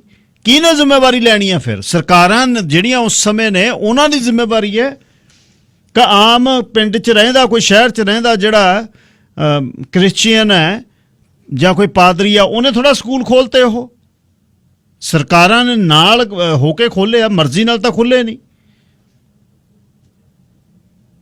ਚਲੋ ਪ੍ਰਾਈਵੇਟ ਇੰਸਟੀਚਿਊਟ ਆਪ ਖੋਲ੍ਹਦੇ ਆ, ਸਰਕਾਰਾਂ ਪਰਮਿਸ਼ਨ ਦਿੰਦੀਆਂ ਨੇ, ਪਰ ਜੇ ਉੱਥੇ ਕੁਝ ਗਲਤ ਹੋ ਜਾਵੇ ਕਿਸੇ ਵੀ ਪ੍ਰਾਈਵੇਟ ਸਕੂਲ ਦੇ ਵਿੱਚ, ਇੰਸਟੀਚਿਊਟ ਦੇ ਵਿੱਚ, ਕੀ ਸਰਕਾਰਾਂ ਹੈ ਨਹੀਂ ਉੱਪਰ ਐਕਟ ਕਰਦੀਆਂ ਨੇ? ਜਦੇ ਕਰਦੀਆਂ ਨੇ। ਹੁਣ ਇਹਦੇ ਲਈ ਚੁੱਪ ਨੇ ਸਾਰੇ, ਕੋਈ ਨਹੀਂ ਬੋਲ ਰਿਹਾ। 604 204 0600 ਜੇ ਤੁਸੀਂ ਕੋਈ ਗੱਲਬਾਤ ਕਰਨੀ ਹੋਵੇ। ਪ੍ਰੋਗਰਾਮ ਤੁਹਾਡੇ ਤੱਕ ਪਹੁੰਚਾਉਂਦੇ ਨੇ ਸਰਦਾਰ ਸੁੱਚਾ ਸਿੰਘ ਥਿੰਦ। ਉਹਨਾਂ ਦੀ ਗ੍ਰੀਨ ਟੈਕ ਫਰਟੀਲਾਈਜ਼ਰ ਖਾਦ ਦਾ ਬਣਾਉਣ ਦਾ ਕਾਰਖਾਨਾ ਵੱਡਾ ਜਿਹੜਾ ਇਹਨਾਂ ਨੇ ਨਵੀਂ ਮੈਨੇਜਮੈਂਟ ਥੱਲੇ ਲੈ ਕੇ ਆਂਦਾ, ਐਲਡਰ ਗਰੋਵ ਦੇ ਵਿੱਚ ਹੈ। ਖਾਦ ਤੁਹਾਨੂੰ ਤੁਹਾਡੇ ਖੇਤਾਂ ਤੱਕ ਪਹੁੰਚਦੀ ਕਰਦੇ ਆ, ਚਾਹੇ ਘਰ ਘਾਹ ਲਾਇਆ ਹੋਇਆ ਜਾਂ ਫਲ ਹੈ ਜਾਂ ਸਬਜ਼ੀਆਂ ਨੇ, ਤੇ ਜਾਂ ਘਾਹ ਉਗਾਉਂਦੇ ਹੋ ਡੰਗਰਾਂ ਲਈ, ਤਾਂ ਉੱਥੇ ਤੁਹਾਨੂੰ ਭੇਜਦੇ ਨੇ ਇਹ ਜਿਹੜਾ ਉਹਨਾਂ ਲਈ ਤੁਸੀਂ ਖਾਦ ਇਹਨਾਂ ਤੋਂ ਲੈ ਸਕਦੇ ਹੋ। ਸੁੱਕਾ ਰੋੜੀ ਵਾਲਾ ਜਿਹੜਾ ਖਾਦ ਆ, ਗ੍ਰੈਨੂਲਰ ਜਿਸ ਨੂੰ ਕਹਿੰਦੇ ਨੇ, ਘੁਲਿਆ ਹੋਇਆ ਪਾਣੀ 'ਚ ਘੁਲਣਸ਼ੀਲ ਜਿਹੜਾ ਅਲੱਗ-ਅਲੱਗ ਫਰਟੀਲਾਈਜ਼ਰ ਆ, ਕੀਟਨਾਸ਼ਕ ਦਵਾਈਆਂ। 32 ਸਾਲ ਦਾ ਤਜਰਬਾ ਬਿਜ਼ਨਸ ਦੇ ਵਿੱਚ ਸੁੱਚਾ ਸਿੰਘ ਥਿੰਦ। ਉਹਨਾਂ ਨੂੰ 604 230 87 76। ਫਰੂਟੀ ਕੈਨਾਂ ਨੂੰ ਕਲਾਸ 1 ਡਰਾਈਵਰ ਦੀ ਜ਼ਰੂਰਤ ਹੈ ਜੀ। 76 ਐਨੂਅਲ ਵੇ ਸਰੀ ਦੇ ਵਿੱਚ ਇਹਨਾਂ ਦੇ ਵੇਅਰ ਹਾਊਸ ਦੇ ਵਿੱਚ ਜਾ ਕੇ ਅਪਲਾਈ ਕਰ ਸਕਦੇ ਹੋ ਫਰੂਟੀ ਕੈਨਾਂ ਨੂੰ। Day to day wholesale cash and carry 604 503 87 87 7843 128 street. Weekly special day to day wholesale.ca ਇੱਥੇ ਜਾ ਕੇ ਦੇਖ ਸਕਦੇ ਹੋ। ਅਤੇ ਤੁਸੀਂ ਇਹਨਾਂ ਤੋਂ ਤਾਜ਼ੇ ਫਲ, ਤਾਜ਼ੀਆਂ ਸਬਜ਼ੀਆਂ 604 503 87 87। ਸਤਿ ਸ਼੍ਰੀ ਅਕਾਲ ਭੈਣ ਜੀ, ਕੈਸਰ ਜੀ। ਸਤਿ ਸ਼੍ਰੀ ਅਕਾਲ ਭਾਈ ਜੀ। ਹਾਂਜੀ, ਕਿੰਨਾ ਹੈ ਮੁੱਦਾ ਵੇ ਜੀ। ਹਾਂਜੀ, ਮੈਂ ਸਵੇਰ ਦੇ 6 ਵਜੇ ਦੀ 7 ਵਜੇ ਦਾ ਇੰਤਜ਼ਾਰ ਕਰ ਰਹੀ ਸੀ। ਮੈਂ ਕਿਹਾ ਨਮਾਜ਼ ਕੁਰਾਨ ਪੜ੍ਹ ਕੇ ਤੇ ਫਿਰ ਬੋਲਾਂਗੀ। ਆਪਣਾ ਹੀ ਸਵਾਬ ਗਵਾ ਲਈਦਾ ਵੇ। ਤੇ ਮਤਲਬ ਇਹ ਵੇ ਕਿ ਸਭ ਤੋਂ ਪਹਿਲੇ ਤੇ ਇਹ ਵੇ ਕਿ ਇਹ ਸਕੂਲ ਕਿਹਦੇ ਦੌਰ 'ਚ ਖੁੱਲੇ ਔਰ ਅੱਜ ਤੱਕ ਖੁੱਲੇ ਰਹਿ। ਨੰਬਰ ਪਹਿਲੇ ਤੇ ਇੱਕ ਵੇ ਆ ਹੁਣ ਥੋੜੀ ਜੀ ਬੁੱਤ ਟੁੱਟੇ ਨੇ ਤੇ 7 ਸਮੁੰਦਰ ਪਾਰ ਲੰਡਨ ਦੇ ਵਿੱਚ ਸੇ ਲੱਗਿਆ ਲੰਡਨ ਤੇ ਜਿਨ੍ਹਾਂ ਦੇ ਜਿਗਰ ਦੇ ਟੁਕੜੇ ਤੁਸੀਂ ਚੁੱਪ ਕਰਕੇ ਸੀਤਾਂ ਦੇ ਕੇ ਮਾਰ ਕੇ ਤੇ ਦੱਬ ਦਿੱਤੇ, ਉਹ ਮਾਂ-ਬਾਪ ਪੱਥਰ ਦੇ ਸੀ। ਬਿਲਕੁਲ ਤੁਹਾਡਾ ਪੱਥਰ ਵੀ ਡਿੱਗਾ ਤੇ ਤੁਸੀਂ ਇਹ ਲਗਾਇਆ ਤੜਫ ਉੱਠੇ ਤੇ ਫਿਰ ਜ਼ਿੰਮੇਦਾਰ ਤੇ ਮੈਂ ਤੇ ਇੰਗਲੈਂਡ ਵਾਲਿਆਂ ਨੂੰ ਸਮਝ ਨਹੀਂ, ਜਿਨ੍ਹਾਂ ਦੇ ਹਾਲੇ ਵੀ ਸਿੱਕਾ ਤੇ ਉਹਨਾਂ ਦਾ ਹੀ ਚੱਲਦਾ। ਫਿਰ ਉਹਨਾਂ ਨੇ ਵੀ ਨਹੀਂ ਸੋਰੀ ਕੀਤੀ। ਇਹਦਾ ਮਤਲਬ ਕਿ ਜਿਹੜਾ ਮਜ਼ਲੂਮ ਹੈ ਉਹਦਾ ਕੋਈ ਵੀ ਨਹੀਂ। ਫਿਰ ਰਹਿ ਗਿਆ ਜੀ ਹੁਣ ਇਹਨਾਂ ਦੀ ਵਾਰੀ ਸੀ, ਇਹ ਸਕੂਲ ਖੁੱਲੇ ਇਹਨਾਂ ਦੇ ਦੌਰ 'ਚ ਲਿਬਰਲ ਦੇ 'ਚ ਔਰ ਜ਼ੁਲਮ ਹੁੰਦਾ ਰਿਹਾ, ਇਹਨਾਂ ਨੂੰ ਨੋਟਿਸ ਨਹੀਂ ਆਇਆ। ਉਸ ਵੇਲੇ ਲੋਕ ਨਹੀਂ ਸੀ ਤੜਫੇ ਕਿ ਸਾਡੇ ਬੱਚੇ ਗਵਾਚ ਗਿਆ, ਸਾਡੇ ਬੱਚੇ ਨਹੀਂ ਲੱਭਦੇ। ਚਲੋ ਉਦੋਂ ਹੋ ਗਿਆ। ਦੂਸਰੇ ਮੁਲਕਾਂ 'ਚ ਤੇ 100 ਸਾਲ ਪੁਰਾਣੀ ਗੱਲ ਚੁੱਕਦੇ ਨੇ ਕਿ ਉੱਥੇ ਜੀ ਹਿਊਮਨ ਰਾਈਟ ਦੀ ਵਾਇਲੇਸ਼ਨ ਹੋਈ, ਉੱਥੇ ਆ ਹੋਇਆ, ਇੱਕ ਅੱਧੇ ਨਾਲ ਹੋਵੇ। ਇੱਥੇ ਹਜ਼ਾਰਾਂ ਨਾਲ ਹਾਲੇ ਤੇ ਬਾਕੀ ਵੀ ਸਕੂਲਾਂ ਦੇ ਵਿੱਚੋਂ ਲੱਭਣੇ ਵੇ ਤੇ ਅੱਜ ਤੱਕ ਵੀ ਉਹਨਾਂ ਨਾਲ ਹੋ ਰਹੀ ਹੈ ਜ਼ੁਲਮ, ਅੱਜ ਤੱਕ ਵੀ ਹੋ ਰਿਹਾ ਕਿ ਉਹਨਾਂ ਦੀਆਂ ਰਿਜ਼ਰਵ ਉਹਨਾਂ ਨਾਲ ਟ੍ਰੀਟੀ ਕਰ ਲਈ, ਫੇਰ ਮੁੱਕਰ ਗਿਆ, ਕਰ ਲਈ, ਫੇਰ ਉਹਨਾਂ ਨੂੰ ਇਸ ਤਰ੍ਹਾਂ ਤੱਕ ਕੇ ਇੱਕ ਸਾਈਡ ਤੇ ਲਾਤਾ। ਜਿਹੜੇ ਅਸਲ ਮਾਲਕ ਨੇ ਉਹਨਾਂ ਦੀ ਕੋਈ ਅਥਾਰਟੀ ਨਹੀਂ, ਉਹ ਬੋਲ ਨਹੀਂ ਸਕਦੇ। ਹੁਣ ਆ ਪਾਈਪਲਾਈਨ ਦੇ ਬਾਰੇ ਚੋਂ ਕਿੰਨਾ ਤੜਫਦੇ ਰਹੇ, ਨਹੀਂ ਕਿਸੇ ਨੇ ਸੁਣੀ ਨਹੀਂ। ਉਹ ਵਿਚਾਰੇ ਦਰਖਤਾਂ ਤੇ ਵੀ 6-6 ਮਹੀਨੇ ਰਹਿ ਤੇ ਫੇਰ ਇਹਦਾ ਮਤਲਬ ਕਿ ਆਪਣਾ ਕਹਿੰਦੇ ਹੁੰਦੇ ਨੇ ਦੂਸਰੇ ਦਾ ਆਖੇ ਸ਼ਤੀਰ ਤੇ ਆਪਣਾ ਸ਼ਹਿਪਰ ਬਣਿਆ ਤੇ ਲਿਹਾਜ਼ਾ ਕੋਈ ਵੀ ਜ਼ੁਲਮ ਕਰੇ, ਕੋਈ ਵੀ ਕਰੇ ਗਲਤ, ਕੋਈ ਵੀ ਕਰੇ ਪਰ ਬੈ ਹੀ ਹੋ ਗਲਤ ਵੇ ਜੀ। ਤੇ ਆ ਫਿਰ ਇੱਕ ਖਬਰ ਕਸ਼ਮੀਰ ਦੀ ਆਈ ਸੀ ਤੇ ਭਾਵੇਂ ਪਾਕਿਸਤਾਨ 'ਚ ਹੋਵੇ ਇਹ ਖਬਰ, ਭਾਵੇਂ ਕਸ਼ਮੀਰ 'ਚ ਹੋਵੇ, ਭਾਵੇਂ ਇੰਡੀਆ 'ਚ ਹੋਵੇ, ਤਰੀਕੇਕਾਰ ਜਿਹੜਾ ਬੱਚਿਆਂ ਨੇ ਫੜ ਲਿਆ ਵੇ ਗਲਤ ਵੇ, ਮਾਂ ਪਿਓ ਦੀ ਮਿੱਟੀ ਪਲੀਤ ਕਰ ਰਹੇ ਨੇ। ਇਹ ਤੇ ਕੋਈ ਐਸਾ ਹੋਣਾ ਚਾਹੀਦਾ। ਇਹ ਗੌਰਮੈਂਟ ਇੰਡੀਆ ਨੂੰ ਹੀ ਬਹਾਨਾ ਲੱਭ ਕੇ ਕਿ ਸਿੱਖਾਂ ਤੇ ਮੁਸਲਮਾਨਾਂ ਨੂੰ ਲੜਾਓ ਜੀ। ਦੇਖੋ ਕਿਸ ਤਰ੍ਹਾਂ ਦਾਣਾ ਪਾਉਂਦੇ ਨੇ। ਤੇ ਕੋਈ ਕਾਨੂੰਨ ਮਕਬੂਲ ਪਾਕਿਸਤਾਨ 'ਚ ਵੀ ਬਣਨਾ ਚਾਹੀਦਾ ਕਿ ਇਵੇਂ ਦੀਆਂ ਸ਼ਾਦੀਆਂ ਨਾ ਕਬੂਲ, ਔਰ ਬਲਕਿ ਉਹਨਾਂ ਨੂੰ ਸਜ਼ਾ ਮਿਲਣੀ ਚਾਹੀਦੀ ਉਹਨਾਂ ਬੱਚਿਆਂ ਨੂੰ। ਚੋੜ ਹੋ ਗਿਆ ਬੱਚੇ ਵੀ, ਮਾਂ ਪਿਓ ਵਿਚਾਰੇ ਜਿਹੜੇ ਨੇ ਉਹ ਰੋ ਕੇ ਤੇ ਬਹਿ ਜਾਂਦੇ ਨੇ, ਜਿਨ੍ਹਾਂ ਨੇ ਪਾਲੇ ਹੁੰਦੇ ਨੇ ਮੁਸ਼ਕਿਲਾਂ ਨਾਲ, ਤੇ ਔਲਾਦਾਂ ਜਿਹੜੀਆਂ ਉਹ ਪੁੱਠੇ ਪਾਸੇ ਨੂੰ ਜਾਂਦੀਆਂ ਕਿ ਅਸੀਂ ਜੋ ਮਰਜ਼ੀ ਕਰੀਏ। ਤੁਸੀਂ ਮਰਜ਼ੀ ਕਿਵੇਂ ਕਰ ਸਕੋਗੇ? ਹਰ ਧਰਮ ਜਿਹੜਾ ਵੀ ਹੋਵੇ, ਮੇਰਾ ਹੋਵੇ, ਤੁਹਾਡਾ ਹੋਵੇ, ਕੁਛ ਪਾਬੰਦੀਆਂ ਨੇ ਉਹਨਾਂ ਦੀਆਂ। ਬਿਲਕੁਲ ਠੀਕ, ਖੁੱਲੀ ਛੁੱਟੀ ਕਿਸੇ ਨੂੰ ਨਹੀਂ ਹੈਗੀ। ਸ਼ਰਮੋ ਹਿਆ ਸੀ ਸਾਡੇ ਇਲਾਕੇ ਦੀ ਤੇ ਮਸ਼ਹੂਰ ਚੀਜ਼ ਜਿਹੜੀ ਸੀ ਸਰਮਾਇਆ ਸੀ, ਉਹ ਤੇ ਸ਼ਰਮੋ ਹਿਆ ਸੀ ਜੀ। ਭਾਵੇਂ ਕਿਸੇ ਵੀ ਮਜ਼ਹਬ ਦੀ ਧੀ ਭੈਣ ਸੀ, ਚਾਦਰ ਲੈ ਕੇ ਬਾਹਰ ਨਿਕਲਦੀ ਸੀ। ਬਿਲਕੁਲ ਠੀਕ। ਹੁਣ ਤੁਸੀਂ ਦੇਖ ਲਓ, ਹੁਣ ਆ ਜਿਹੜੀ ਰਹਿੰਦੀ ਸਹਿੰਦੀ ਕਸਰ ਸਾਡੇ ਨੌਜਵਾਨ ਆ ਜਿਹੜੇ ਗੀਤ ਗਾਉਣ ਵਾਲੇ ਤੇ ਉਹਨਾਂ ਦੇ ਨਾਲ ਜਿਹੜੀਆਂ ਬੱਚੀਆਂ ਨੇ, ਉਹ ਦੇਖ ਕੇ ਨਦਾਮਤ ਨਾਲ ਸਿਰ ਚੁੱਕ ਜਾਂਦਾ ਵੀ ਕਿਸੇ ਨੂੰ ਨਹੀਂ ਦਿਸਦੀ। ਇਹਨਾਂ ਦਾ ਕੋਈ ਰੂਲ ਰੈਗੂਲੇਸ਼ਨ ਨਹੀਂ, ਇਹਨਾਂ ਦੇ ਪਿਓ ਭਰਾ ਕੋਈ ਨਹੀਂ ਹੈਗੇ ਜਿਹੜੇ ਰੋਕਣ ਵੀ ਠੀਕ ਹੈ ਮੂਵੀਆਂ ਕਰੋ, ਡਰਾਮੇ ਕਰੋ, ਲਿਬਾਸ ਤੇ ਅੱਛਾ ਪਾ ਲਓ ਜਿਹੜਾ ਕਾਬਲੇ ਕਬੂਲ ਹੋਵੇ। ਤੇ ਫਿਰ ਇਹ ਹੁਣ ਇਹ ਤੇ ਟੋਟਲੀ ਦੁਨੀਆ ਜਿਹੜੀ ਹੈ ਪੁੱਠੇ ਪਾਸੇ ਨੂੰ ਚਲ ਗਈ ਹੈ। ਅੱਲਾ ਦਾ ਅਜ਼ਾਬ ਤੇ ਅਜ਼ਾਬ ਆਂਦਾ ਨਹੀਂ। ਮੈਨੂੰ ਡਰ ਲੱਗਦਾ ਹੈ ਕਿ ਵੱਡਾ ਅਜ਼ਾਬ ਨਾ ਆ ਗਿਆ, ਅੱਲਾ ਨੇ ਕੁਛ ਵੀ ਨਹੀਂ ਛੱਡਣਾ, ਸਾਰਿਆਂ ਨੂੰ ਹੁੰਜ ਦੇਣਾ, ਉਹਦੇ ਉੱਤੇ ਮੁਕੱਦਮਾ ਵੀ ਨਹੀਂ ਚੱਲਣਾ। ਹਾਂਜੀ, ਰੱਬ ਦੇ ਉਹਦੀ ਮਖਲੂਕ ਆ, ਉਹਨੇ ਸਾਨੂੰ ਗਾਈਡ ਲਾਈਨਾਂ ਦਿੱਤੀਆਂ, ਸਾਡੇ ਬਜ਼ੁਰਗਾਂ ਪੀਰਾਂ ਪੈਗੰਬਰਾਂ ਨੇ ਸਾਨੂੰ ਦੱਸਿਆ ਵੀ ਤੁਹਾਡੀ ਆ ਹੱਦ ਵੇ। ਬਿਲਕੁਲ ਠੀਕ। ਆਜ਼ਾਦੀ ਦੀ ਵੀ ਭਾਈ ਕੋਈ ਪਾਬੰਦੀ ਹੁੰਦੀ ਹੈ, ਬਿਲਕੁਲ ਹੱਦ ਹੁੰਦੀ ਹੈ। ਬਿਲਕੁਲ ਹੱਦਾਂ ਤੁਸੀਂ ਤੋੜਨ ਲੱਗ ਗਏ ਸਾਰੀਆਂ, ਇਹਦਾ ਮਤਲਬ ਕਿ ਅੱਲਾ ਦੇ ਗਿਰਬਾਨ 'ਚ ਹੱਥ ਪਾਉਣ ਲੱਗੇ ਜੇ ਤੁਸੀਂ। ਲਿਹਾਜ਼ਾ ਸਾਰੇ ਸੋਚਣ, ਸਾਰੇ ਕਰਨ, ਹਰ ਕੋਈ ਆਪਣੀ ਆਪਣੀ ਜਿਹੜੀ ਗਲਤੀ ਖਾਮੀ ਉਹ ਦੂਰ ਕਰੀਏ। ਬਿਲਕੁਲ। ਔਰ ਸਾਡੇ ਕਾਨੂੰਨ ਸਾਡੇ ਮੁਤਾਬਕ, ਸਾਡੇ ਧਰਮਾਂ ਦੇ ਮੁਤਾਬਕ ਹੋਣੇ ਚਾਹੀਦੇ। ਔਰ ਜਿਹੜਾ ਵੀ ਕੋਈ ਕਰੇ, ਕਿਸੇ ਦਾ ਵੀ ਬੱਚਾ ਕਰੇ, ਵੱਡਾ ਕਰੇ, ਜੋ ਕਰੇ, ਉਹਨੂੰ ਸਜ਼ਾ ਫੌਰਨ ਔਰ ਸਰੇਆਮ ਮਿਲਣੀ ਚਾਹੀਦੀ। ਫਿਰ ਠੱਲ ਪੈਣੀ ਇਸ ਜੋ ਬੇਲਗਾਮੀ ਹੋਈ, ਨਹੀਂ ਤੇ ਕੁਛ ਨਹੀਂ। ਨੇਟਿਵ ਵਾਲਿਆਂ ਦਾ ਮੇਰਾ ਜਿਹੜਾ ਵੋਟ ਹੁੰਦਾ ਇਹਨਾਂ ਨਾਲ ਹੁੰਦਾ ਹਮੇਸ਼ਾ, ਇਹਨਾਂ ਨਾਲ ਜ਼ਿਆਦਤੀ ਹੋਈ, ਇਹਨਾਂ ਦੀ ਜ਼ਿਆਦਤੀ ਦਾ ਅਜ਼ਾਲਾ ਜਿੰਨੀ ਜਲਦੀ ਹੋਵੇ ਕਰੇ, ਭਾਵੇਂ ਸਜ਼ਾ। ਲੇਕਿਨ ਇਹ ਵੀ ਕਿ ਇਸ ਟਰੂਡੋ ਨੇ ਤੇ ਨਹੀਂ ਕੁਛ ਕਿਹਾ, ਉਹ ਹੁਣ ਬਾਪ ਦੇ ਜੁਰਮ ਦੀ ਸਜ਼ਾ ਬੱਚੇ ਨੂੰ ਨਹੀਂ ਮਿਲਦੀ ਹੁੰਦੀ। ਜਿਹੜਾ ਜੁਰਮ ਕਰੇ ਉਹੀ ਹੈ ਬਹਿਰਕੈਫ। ਇਹ ਪਾਰਟੀ ਤੋਂ ਚੱਲ ਰਹੀ ਹੈ ਨਾ, ਪਾਰਟੀ ਦਾ ਸਰਬਰਾਹ, ਇਹਨਾਂ ਨੂੰ ਚਾਹੀਦਾ ਫੌਰਨ ਸੌਰੀ ਕਰਨ ਔਰ ਉਹਨਾਂ ਦੀ ਜਿਹੜੀ ਵੀ ਨੁਕਸਾਨ ਪੂਰਾ ਨਹੀਂ ਹੋ ਸਕਦਾ ਜਿਹੜਾ ਇਨਸਾਨ ਚਲੇਗਾ, ਚਲੋ ਕੁਛ ਨਾ ਕੁਛ ਉਹਨਾਂ ਦੇ ਵਾਰਸਾਂ ਨੂੰ ਕੁਛ ਨਾ ਕੁਛ ਤੇ ਮਿਲੇ ਤਾਂ ਕਿ ਉਹਨਾਂ ਨੂੰ ਪਤਾ ਲੱਗੇ ਸਾਡੀ ਆਵਾਜ਼ ਸੁਣੀ ਗਈ। ਸ਼ੁਕਰੀਆ ਭਾਜੀ ਟਾਈਮ ਦੇਣ ਦਾ। ਧੰਨਵਾਦ ਭੈਣ ਜੀ, ਧੰਨਵਾਦ। ਸਤਿ ਸ਼੍ਰੀ ਅਕਾਲ। ਸਲਾਮ ਅਲੈਕੁਮ। ਕੈਸਰ ਭੈਣ ਜੀ ਸਦਾ ਗੱਲ ਕਰਦੇ ਨੇ ਜਦ ਵੀ ਉਹਨਾਂ ਨੂੰ ਸਮਾਂ ਮਿਲਦਾ। Sir Shamsher Singh ji line number 2। ਹਾਂਜੀ ਭਾਈ ਸਾਹਿਬ, ਵਾਹਿਗੁਰੂ ਜੀ ਕਾ ਖਾਲਸਾ, ਵਾਹਿਗੁਰੂ ਜੀ ਕੀ ਖਾਲਸਾ, ਵਾਹਿਗੁਰੂ ਜੀ ਫਤਿਹ ਜੀ। ਐਕਚੁਅਲੀ ਮੈਂ 2 ਗੱਲਾਂ ਰੱਖਣੀਆਂ ਨੇ ਆਪਦੀਆਂ। ਤੇ ਪਹਿਲੀ ਗੱਲ ਤਾਂ ਇਹ ਹੈ ਜੀ, ਤੁਸੀਂ ਕਿਹਾ ਵੀ ਟਰੂਡੋ ਸਾਹਿਬ ਦੇ ਬਾਪੂ ਨੇ ਕਦੇ ਨਹੀਂ ਮੰਨਣਾ, ਜਸਟਿਨ ਟਰੂਡੋ ਦੇ ਵੀ ਮੇਰੇ ਬਾਪੂ ਦੀ ਸਰਕਾਰ ਸੀ। ਇਹ ਗੱਲ ਸੁਭਾਵਿਕ ਆ ਜੀ, ਉਹਨਾਂ ਨੇ ਬਿਲਕੁਲ ਨਹੀਂ ਮੰਨਣਾ। ਪਰ ਇੱਥੇ ਨਾ ਜੀ ਇੱਕ ਗੱਲ ਐਪਰੀਸ਼ੀਏਟ ਵੀ ਕਰਨੀ ਬਣਦੀ ਆ ਵੀ ਕਿਤੇ ਨਾ ਕਿਤੇ ਜੀ ਟਰੂਡੋ ਨੂੰ ਵੀ ਪਤਾ ਹੈ ਵੀ ਮੇਰੇ ਬਾਪੂ ਦੌਰਾਨ ਇਹ ਸਭ ਕੁਝ ਹੋਇਆ ਤੇ ਅੱਜ ਵੀ ਕਿਤੇ ਨਾ ਕਿਤੇ ਹੋ ਰਿਹਾ। ਪਰ ਇਹ ਗੱਲ ਮੈਨੂੰ ਉਹਨਾਂ ਦੀ ਪ੍ਰਸ਼ੰਸਾ ਕਰਨੀ ਬਣਦੀ ਆ ਜੀ। ਉਹ ਆਪ ਮਿਲੀਅਨ ਡਾਲਰ ਇਹ ਗੱਲ 'ਚ ਨਿਵੇਸ਼ ਕਰ ਰਹੇ ਨੇ, ਉਹ ਇਨਵੈਸਟ ਕਰ ਰਹੇ ਨੇ ਤਾਂ ਕਿ ਇਹਨਾਂ ਦੀਆਂ ਜਿਹੜੀਆਂ ਪੈਸਾ ਨੇ ਸਾਰੀ ਗੱਲ ਬਾਹਰ ਆਵੇ। ਤੇ ਮੇਰੇ ਹਿਸਾਬ ਨਾਲ ਕੋਈ ਸਰਕਾਰ ਨੇ ਨਹੀਂ ਐ ਕੀਤਾ ਹੋਣਾ ਕਿਸੇ ਵੀ ਦੇਸ਼ 'ਚ ਜੀ। ਹੁਣ ਲਾ ਲਓ ਵੀ ਜਿਹੜਾ ਜਸਟਿਨ ਟਰੂਡੋ ਆ ਉਹ ਆਪ ਇਹ ਗੱਲ ਦੀ, ਚਲੋ ਨਿੰਦਿਆ ਤਾਂ ਸਾਰੀ ਕਿਤੇ ਹੋ ਰਹੀ, ਉਹ ਵੀ ਨਿੰਦਿਆ ਕਰ ਰਿਹਾ, ਚਾਹੇ ਉਤਲੇ ਮੂੰਹ ਕਰ ਰਿਹਾ। ਪਰ ਇਸ ਗੱਲ ਵੱਲੋਂ ਉਹਦੀ ਪ੍ਰਸ਼ੰਸਾ ਹੈ ਜੀ ਕਿ ਉਹ ਆਪ ਪੈਸੇ ਇਨਵੈਸਟ ਕਰ ਰਿਹਾ ਤੇ ਗੱਲਾਂ ਜੱਗ ਜਾਹਰ ਹੋ ਰਹੀਆਂ ਜੀ। ਤੇ ਭਾਜੀ ਇੱਕ ਤੁਹਾਡੀ ਮੇਰੇ ਸਾਹਮਣੇ ਤੁਹਾਡੀ ਰਿਕਵੈਸਟ ਹੈ ਜੀ, ਜਿਹੜਾ ਤੁਹਾਡਾ ਲੋਕ ਸੱਥ ਤੇ ਤੁਸੀਂ ਆਪਣਾ ਪੋਡਕਾਸਟ ਅਪਲੋਡ ਹੁੰਦਾ ਜੀ ਤੁਹਾਡਾ, ਹਾਂਜੀ, ਤੇ ਉਹਦੇ ਵਿੱਚ ਬ੍ਰੈਕਟ 'ਚ ਪਲੀਜ਼ ਜੇ ਹੋ ਸਕਦਾ ਜੀ ਤੁਸੀਂ ਉਹ ਪਾ ਸਕਦੇ ਹੋ ਵੀ ਅੱਜ ਦਾ ਟੌਪਿਕ ਇਹ ਰਿਹਾ ਜੀ। ਪਾ ਦਿਆ ਕਰਾਂਗੇ ਜੀ ਸ਼ਮਸ਼ੇਰ ਸਿੰਘ ਜੀ, ਧੰਨਵਾਦ। ਸ਼ਾਹ ਗੁਰਮੁਖ ਸਿੰਘ ਦਿਓ ਲਾਈਨ ਨੰਬਰ 3। ਸਤਿ ਸ਼੍ਰੀ ਅਕਾਲ ਜੀ ਸਰ। ਸਤਿ ਸ਼੍ਰੀ ਅਕਾਲ ਵੀਰ ਜੀ।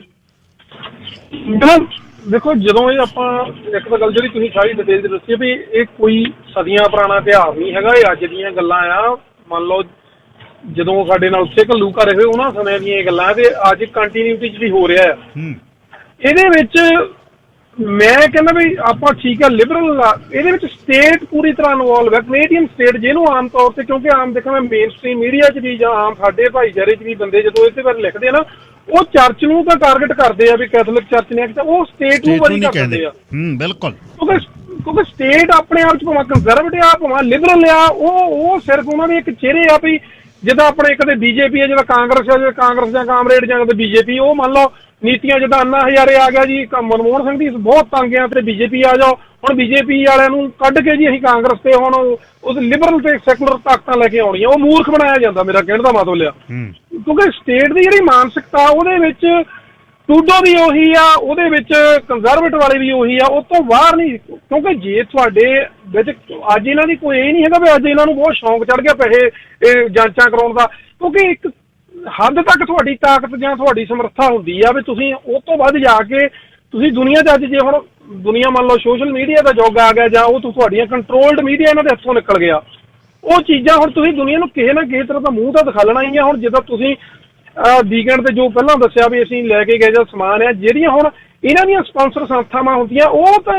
ਮੰਨ ਲਓ ਫੰਡਾਂ ਤੋਂ ਬਗੈਰ ਚੱਲੇ ਨਹੀਂ ਸਕਦੀਆਂ, ਉਹਨਾਂ 'ਚ ਕੋਈ ਉਹ ਉੱਦਾਂ ਮਨੁੱਖਤਾ ਦੀ ਭਲਾਈ ਦੇ ਉਹਨਾਂ ਨੇ ਡਰਾਮੇ ਢੋਂਗ ਕਰਨੇ ਹੁੰਦੇ। ਉਹ ਇਹ ਨਹੀਂ ਹੈਗਾ ਵੀ ਸਾਡੇ ਕੋਲ ਐਡੀਆਂ ਵਧੀਆ ਕਾਰਾਂ ਕਰ ਸਾਡੀ ਮੰਨ ਲਓ ਪਿੱਛੋਂ ਸੱਭਿਆਚਾਰ ਏਦਾਂ, ਸਾਨੂੰ ਸਰਕਾਰ ਦੇ ਫੰਡ ਅੜਿੱਕਣ ਦੀ ਕੀ ਲੋੜ ਹੈ। ਅਸੀਂ 50-100 ਬੰਦੇ ਸਪਾਂਸਰ ਜਿਹੜੇ ਸਾਡੇ ਨਾਲ ਇੱਥੇ ਤੁਰੇ ਫਿਰਦੇ, ਅਸੀਂ ਉਹਨਾਂ ਤੋਂ ਦਿਹਾੜੀ 'ਚ ਕਰਕੇ ਨਹੀਂ ਉਹ ਕਰ ਸਕਦੇ, ਕਿਉਂਕਿ ਇੱਕ ਇੰਡਸਟਰੀ ਇੱਦਾਂ ਦੀ ਕ੍ਰੀਏਟ ਕੀਤੀ ਉਹ ਆ। ਮੇਰੇ ਖਿਆਲ ਨਾਲ ਇਹਦੇ ਵਿੱਚੋਂ ਇਹ ਲਿਬਰਲ ਤੋਂ ਵੀ ਗਾਂ ਜਾਂ ਕੰਜ਼ਰਵੇਟਿਵ ਤੋਂ ਵੀ ਇਹ ਜੇ ਕਦੇ ਰਾਈਟ ਵਿੰਗ ਬਣ ਜਾਂਦੇ ਕਦੇ ਲੈਫਟ ਵਿੰਗ ਬਣ ਜਾਂਦੇ, ਇਹ ਕੋਈ ਸਟੇਟ ਦੇ ਤੌਰ ਤੇ ਇਹਨਾਂ ਨੂੰ ਵਿਚਾਰਿਆ ਜਾਵੇ। ਜਿੱਦਾਂ ਹੁਣ RCMP ਵਿੱਚ ਇਹਨੂੰ ਕਿੱਡਾ ਵੱਡਾ ਰੋਲ ਰਿਹਾ, ਉਹਨੂੰ ਵੀ ਆਪਾਂ ਨੂੰ ਦੇਖਣ ਦੀ ਲੋੜ ਹੈ ਵੀ RCMP ਜਿਹੜੀ ਅਸੀਂ ਇੱਥੇ ਲੋਕ ਵੀ ਸਾਡਾ ਰੌਲਾ ਪੈਂਦਾ ਵੀ ਇਹਨੇ ਕਿੰਨਾ ਵੱਡਾ ਘਾਣ ਕੀਤਾ। ਮੰਨ ਲਓ ਜਿੱਦਾਂ ਸਾਡੇ ਉੱਥੇ ਫੌਜ ਰਲ ਕੇ ਜਾਂ ਪੰਜਾਬ ਪੁਲਿਸ ਕਰਕੇ ਸਟੇਟ ਦਾ ਸੰਦ ਬਣ ਕੇ ਵਰਤਦੀ ਹੁੰਦੀ ਹੈ ਨਾ, ਇਹ ਆਉਣ ਵਾਲੇ ਸਮੇਂ 'ਚ ਬਹੁਤ ਚੀਜ਼ਾਂ ਦੀਆਂ। ਤੁਹਾਡੇ ਇੱਥੇ ਇੱਕ ਕੁੜੀਆਂ ਆਈਆਂ ਸੀਗੀਆਂ ਰੇਡੀਓ ਤੇ, ਫਿਰ ਸਮੀਰ ਹੋਣਾ ਨਾ, ਆਈ ਥਿੰਕ ਸਮੰਥਾ ਐਂਡ ਨਿਓਮੀ ਹੈਗਾ ਉਹਨਾਂ ਦਾ ਨਾਮ, ਬਿਲਕੁਲ, ਉਹ ਕਹਿੰਦੇ ਸਾਡੇ ਪੁਆਇੰਟ ਆਫ ਵਿਊ ਨਾਲ ਮਸਲੇ ਨੂੰ ਸਮਝੋ, ਤੁਸੀਂ ਸਾਨੂੰ ਇਹ ਨਾ ਦੱਸੋ ਵੀ ਤੁਸੀਂ ਕੈਨੇਡੀਅਨ ਬਣ ਕੇ ਸਮਝੋ।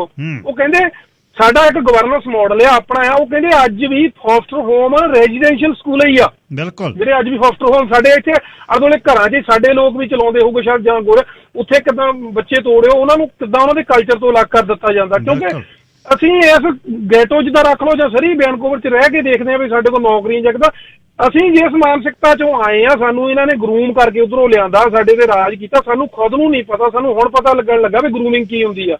ਇਹ ਗਰੂਮਿੰਗ ਦੇ ਵਿੱਚ ਨਹੀਂ ਫਸੇ, ਜਾਂ ਇਹ ਲੜਦੇ ਰਹੇ ਅੱਜ ਤੱਕ ਲੜ ਰਹੇ ਆ, ਜਾਂ ਇਹਨਾਂ ਨੇ ਜਿਹੜੇ ਸਮਝੌਤੇ ਕੀਤੇ ਜ਼ਮੀਨਾਂ ਦੇ ਰੈਜ਼ੀਡੈਂਸ਼ੀਅਲ, ਉਹ ਇਹਨਾਂ ਨੇ ਇੱਕ ਨੇਸ਼ਨ ਵਜੋਂ ਕੀਤੇ। ਉਹ ਰਿਜ਼ਰਵੇਸ਼ਨ ਨਹੀਂ ਲਈ ਵੀ ਤੁਸੀਂ ਸਾਨੂੰ ਨੌਕਰੀਆਂ ਦੋਗੇ ਤਾਂ ਅਸੀਂ ਸਰਕਾਰਾਂ 'ਚ ਨੌਕਰੀਆਂ ਕਰ ਰਹੀਆਂ। ਉਹ ਕਹਿੰਦੇ ਜੇ ਸਾਡੇ ਜੂਲੀ ਉਹ ਜਿਹੜੀ ਜੂਡੀ ਵਿਲਸਨ ਜਿਹੜੀ ਸੀਗੀ ਵੈਨਕੂਵਰ ਵਾਲੀ, ਉਹ ਰੇਵਰ, ਉਹ ਕਹਿੰਦੇ ਉਹ ਇਸ ਤਰ੍ਹਾਂ ਨਹੀਂ ਵੀ ਸਰਕਾਰ ਦੀ ਉਹ ਪਾਰਟਨਰ ਹੈ, ਉਹ ਸਾਡੇ ਇੱਕ ਅਲਾਈਜ਼ ਬਣ ਕੇ ਵੀ ਸਰਕਾਰ ਨਾਲ ਬੈਠ ਰਹੀ ਵੀ ਸਾਡੇ ਸਾਡੇ ਉਹ ਮੰਨ ਲਓ ਇਹਨਾਂ ਦੀ ਸਰਕਾਰ ਦਾ ਹਿੱਸਾ ਨਹੀਂ, ਜਾਂ ਕੈਨੇਡੀਅਨ ਬਣ ਕੇ ਨਹੀਂ ਹੈਗੀ।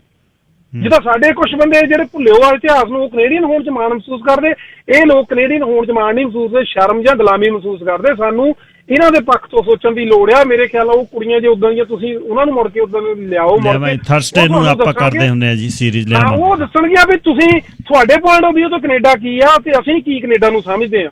ਤੁਸੀਂ ਮੈਂ ਉਹ ਕਹਿੰਦਾ ਵੀ ਇਹਨਾਂ ਦੇ ਹੱਲ ਕੱਲੇ ਇਹਨਾਂ ਦੇ ਅਦਾਰੇ ਦੇ ਵਿੱਚ ਉਹ ਸਾਰੀਆਂ ਚੀਜ਼ਾਂ ਮੌਜੂਦ ਆ ਜਿਹੜੀਆਂ ਤੁਹਾਨੂੰ ਬਾਰ-ਬਾਰ ਇਹ ਮੰਨ ਲਓ ਕੈਨੇਡੀਅਨ ਬਣਾਉਣ ਤੇ ਜ਼ੋਰ ਲਾਉਂਦੀਆਂ ਵੀ ਕੋਈ ਕਿਸੇ ਦਾ ਕੈਨੇਡੀਅਨ ਬਣਨਾ ਕੋਈ ਜ਼ਰੂਰੀ ਥੋੜ੍ਹਾ। ਕੈਨੇਡਾ ਇੱਕ ਸਟੇਟ ਇਹਨਾਂ ਨੇ ਆਪਣੇ ਤਰੀਕੇ ਨਾਲ ਬਣਾਈ, ਉਹ ਲਗਾਤਾਰ ਤੱਕ ਇਤਿਹਾਸ ਤੁਰਿਆ ਆਉਂਦਾ, ਬਹੁਤ ਖੂਨੀ ਇਤਿਹਾਸ ਆ। ਉਹਦੀਆਂ ਮੇਰੇ ਖਿਆਲ ਨਾਲ ਚੀਜ਼ਾਂ ਸਾਹਮਣੇ ਉਹਨਾਂ ਲੋਕਾਂ ਰਾਹੀਂ ਆਊਗੀਆਂ ਤਾਂ ਇਹ ਸਾਡੇ ਬੰਦੇ ਵੀ ਸ਼ਾਇਦ ਮਾੜਾ ਮੋਟਾ ਸਮਝਣਗੇ। ਤੇ ਠੀਕ ਹੈ, ਟੂਡੋ ਹੁਣ ਦੀ ਮਜਬੂਰੀ ਆ, ਕੁਰਸੀ ਤੋਂ ਬਾਅਦ ਉਹਨਾਂ ਦਾ ਹੋਰ ਕੋਈ ਨਹੀਂ, ਤੇ ਅਦਰਵਾਈਜ਼ ਸਟੇਟ ਦੇ ਵਿਰੁੱਧ ਤਾਂ ਉਹ ਕਦੇ ਜਾ ਹੀ ਨਹੀਂ ਸਕਦੇ। ਮੇਰੇ ਖਿਆਲ ਨਾਲ। ਥੈਂਕ ਯੂ ਵੀਰ ਜੀ। ਸੈਮ ਜੀ, ਲਾਈਨ ਨੰਬਰ 4।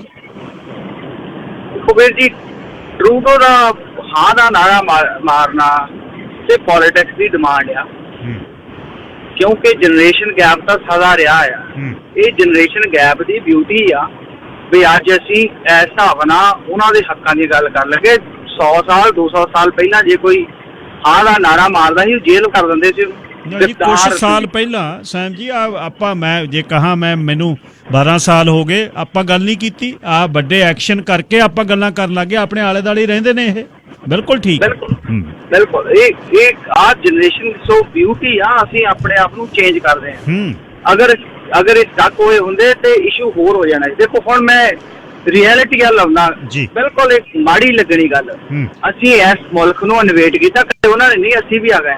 ਬਿਲਕੁਲ, ਚਾਹੇ ਸਾਨੂੰ ਆਉਣ ਦਾ ਉਹਨਾਂ ਨੇ ਜਰੀਆ ਬਣਾਤਾ ਕਿ ਅੱਜ ਅਸੀਂ ਇਹ ਸੋਚ ਕੇ ਛੱਡ ਕੇ ਜਾ ਸਕਦੇ ਵੀ ਇਹ ਦੇਸ਼ ਤਾਂ ਕਿਸੇ ਦਾ ਹੀ ਧੱਕੇ ਨਾਲ ਬਣਿਆ ਸੀ।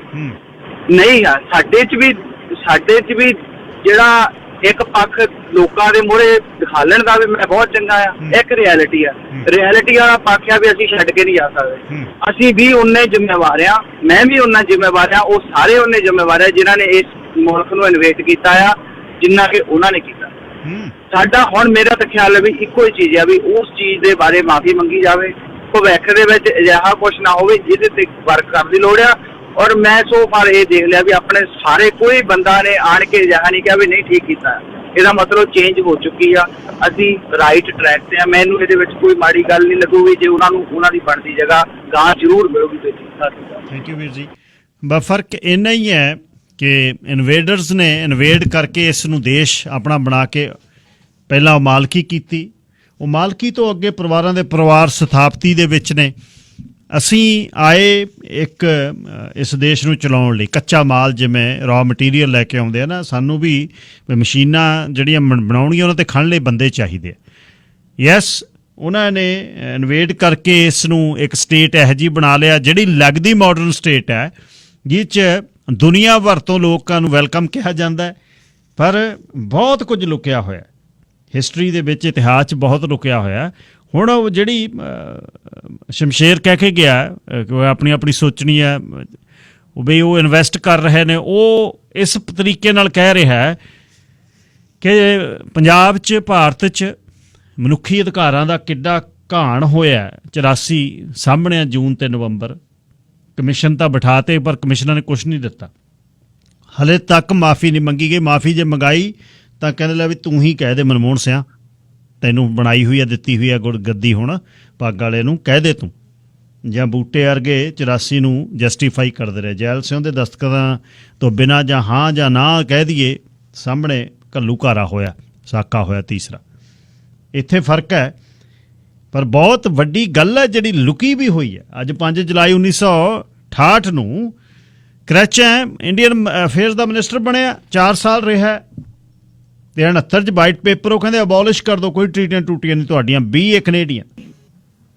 ਜ਼ਿੰਦਗੀ ਦੇ ਵਿੱਚ ਨਿਰਾਸ਼ ਨਹੀਂ ਤੁਸੀਂ ਹੋ ਸਕਦੇ। ਇੱਕ ਤੁਹਾਨੂੰ ਖਬਰ ਸੁਣਾਉਣਾ ਹੈ ਜੈਸਿਕਾ ਕੰਪਟਨ ਦੀ। ਹੈਮਿਲਟਨ ਦੇ ਵਿੱਚ ਹੁਣ ਉਹ ਵੈਂਟਵਰਥ ਡਿਸਟ੍ਰਿਕਟ ਸਕੂਲ ਬੋਰਡ ਦੇ ਵਿੱਚ ਆਪਣਾ ਇੱਕ ਪ੍ਰੋਗਰਾਮ ਮੈਂਟਲ ਹੈਲਥ ਦੀ ਚਲਾ ਰਹੀ ਹੈ, ਜਿਸ 'ਚ ਸਟੋਰੀ ਟੈਲਿੰਗ ਹੈ, ਕਹਾਣੀਆਂ, ਜਰਨਲ ਲਿਖਦੀ ਹੈ, ਮਿਊਜ਼ਿਕ ਦੇ ਨਾਲ ਅਤੇ ਮੈਡੀਟੇਸ਼ਨ ਹੈ। ਪਰ ਜਦ ਮੈਂ ਇਹਦੇ 'ਤੇ ਇਸ ਨੂੰ ਤਿਆਰ ਕਰ ਰਿਹਾ ਸੀ,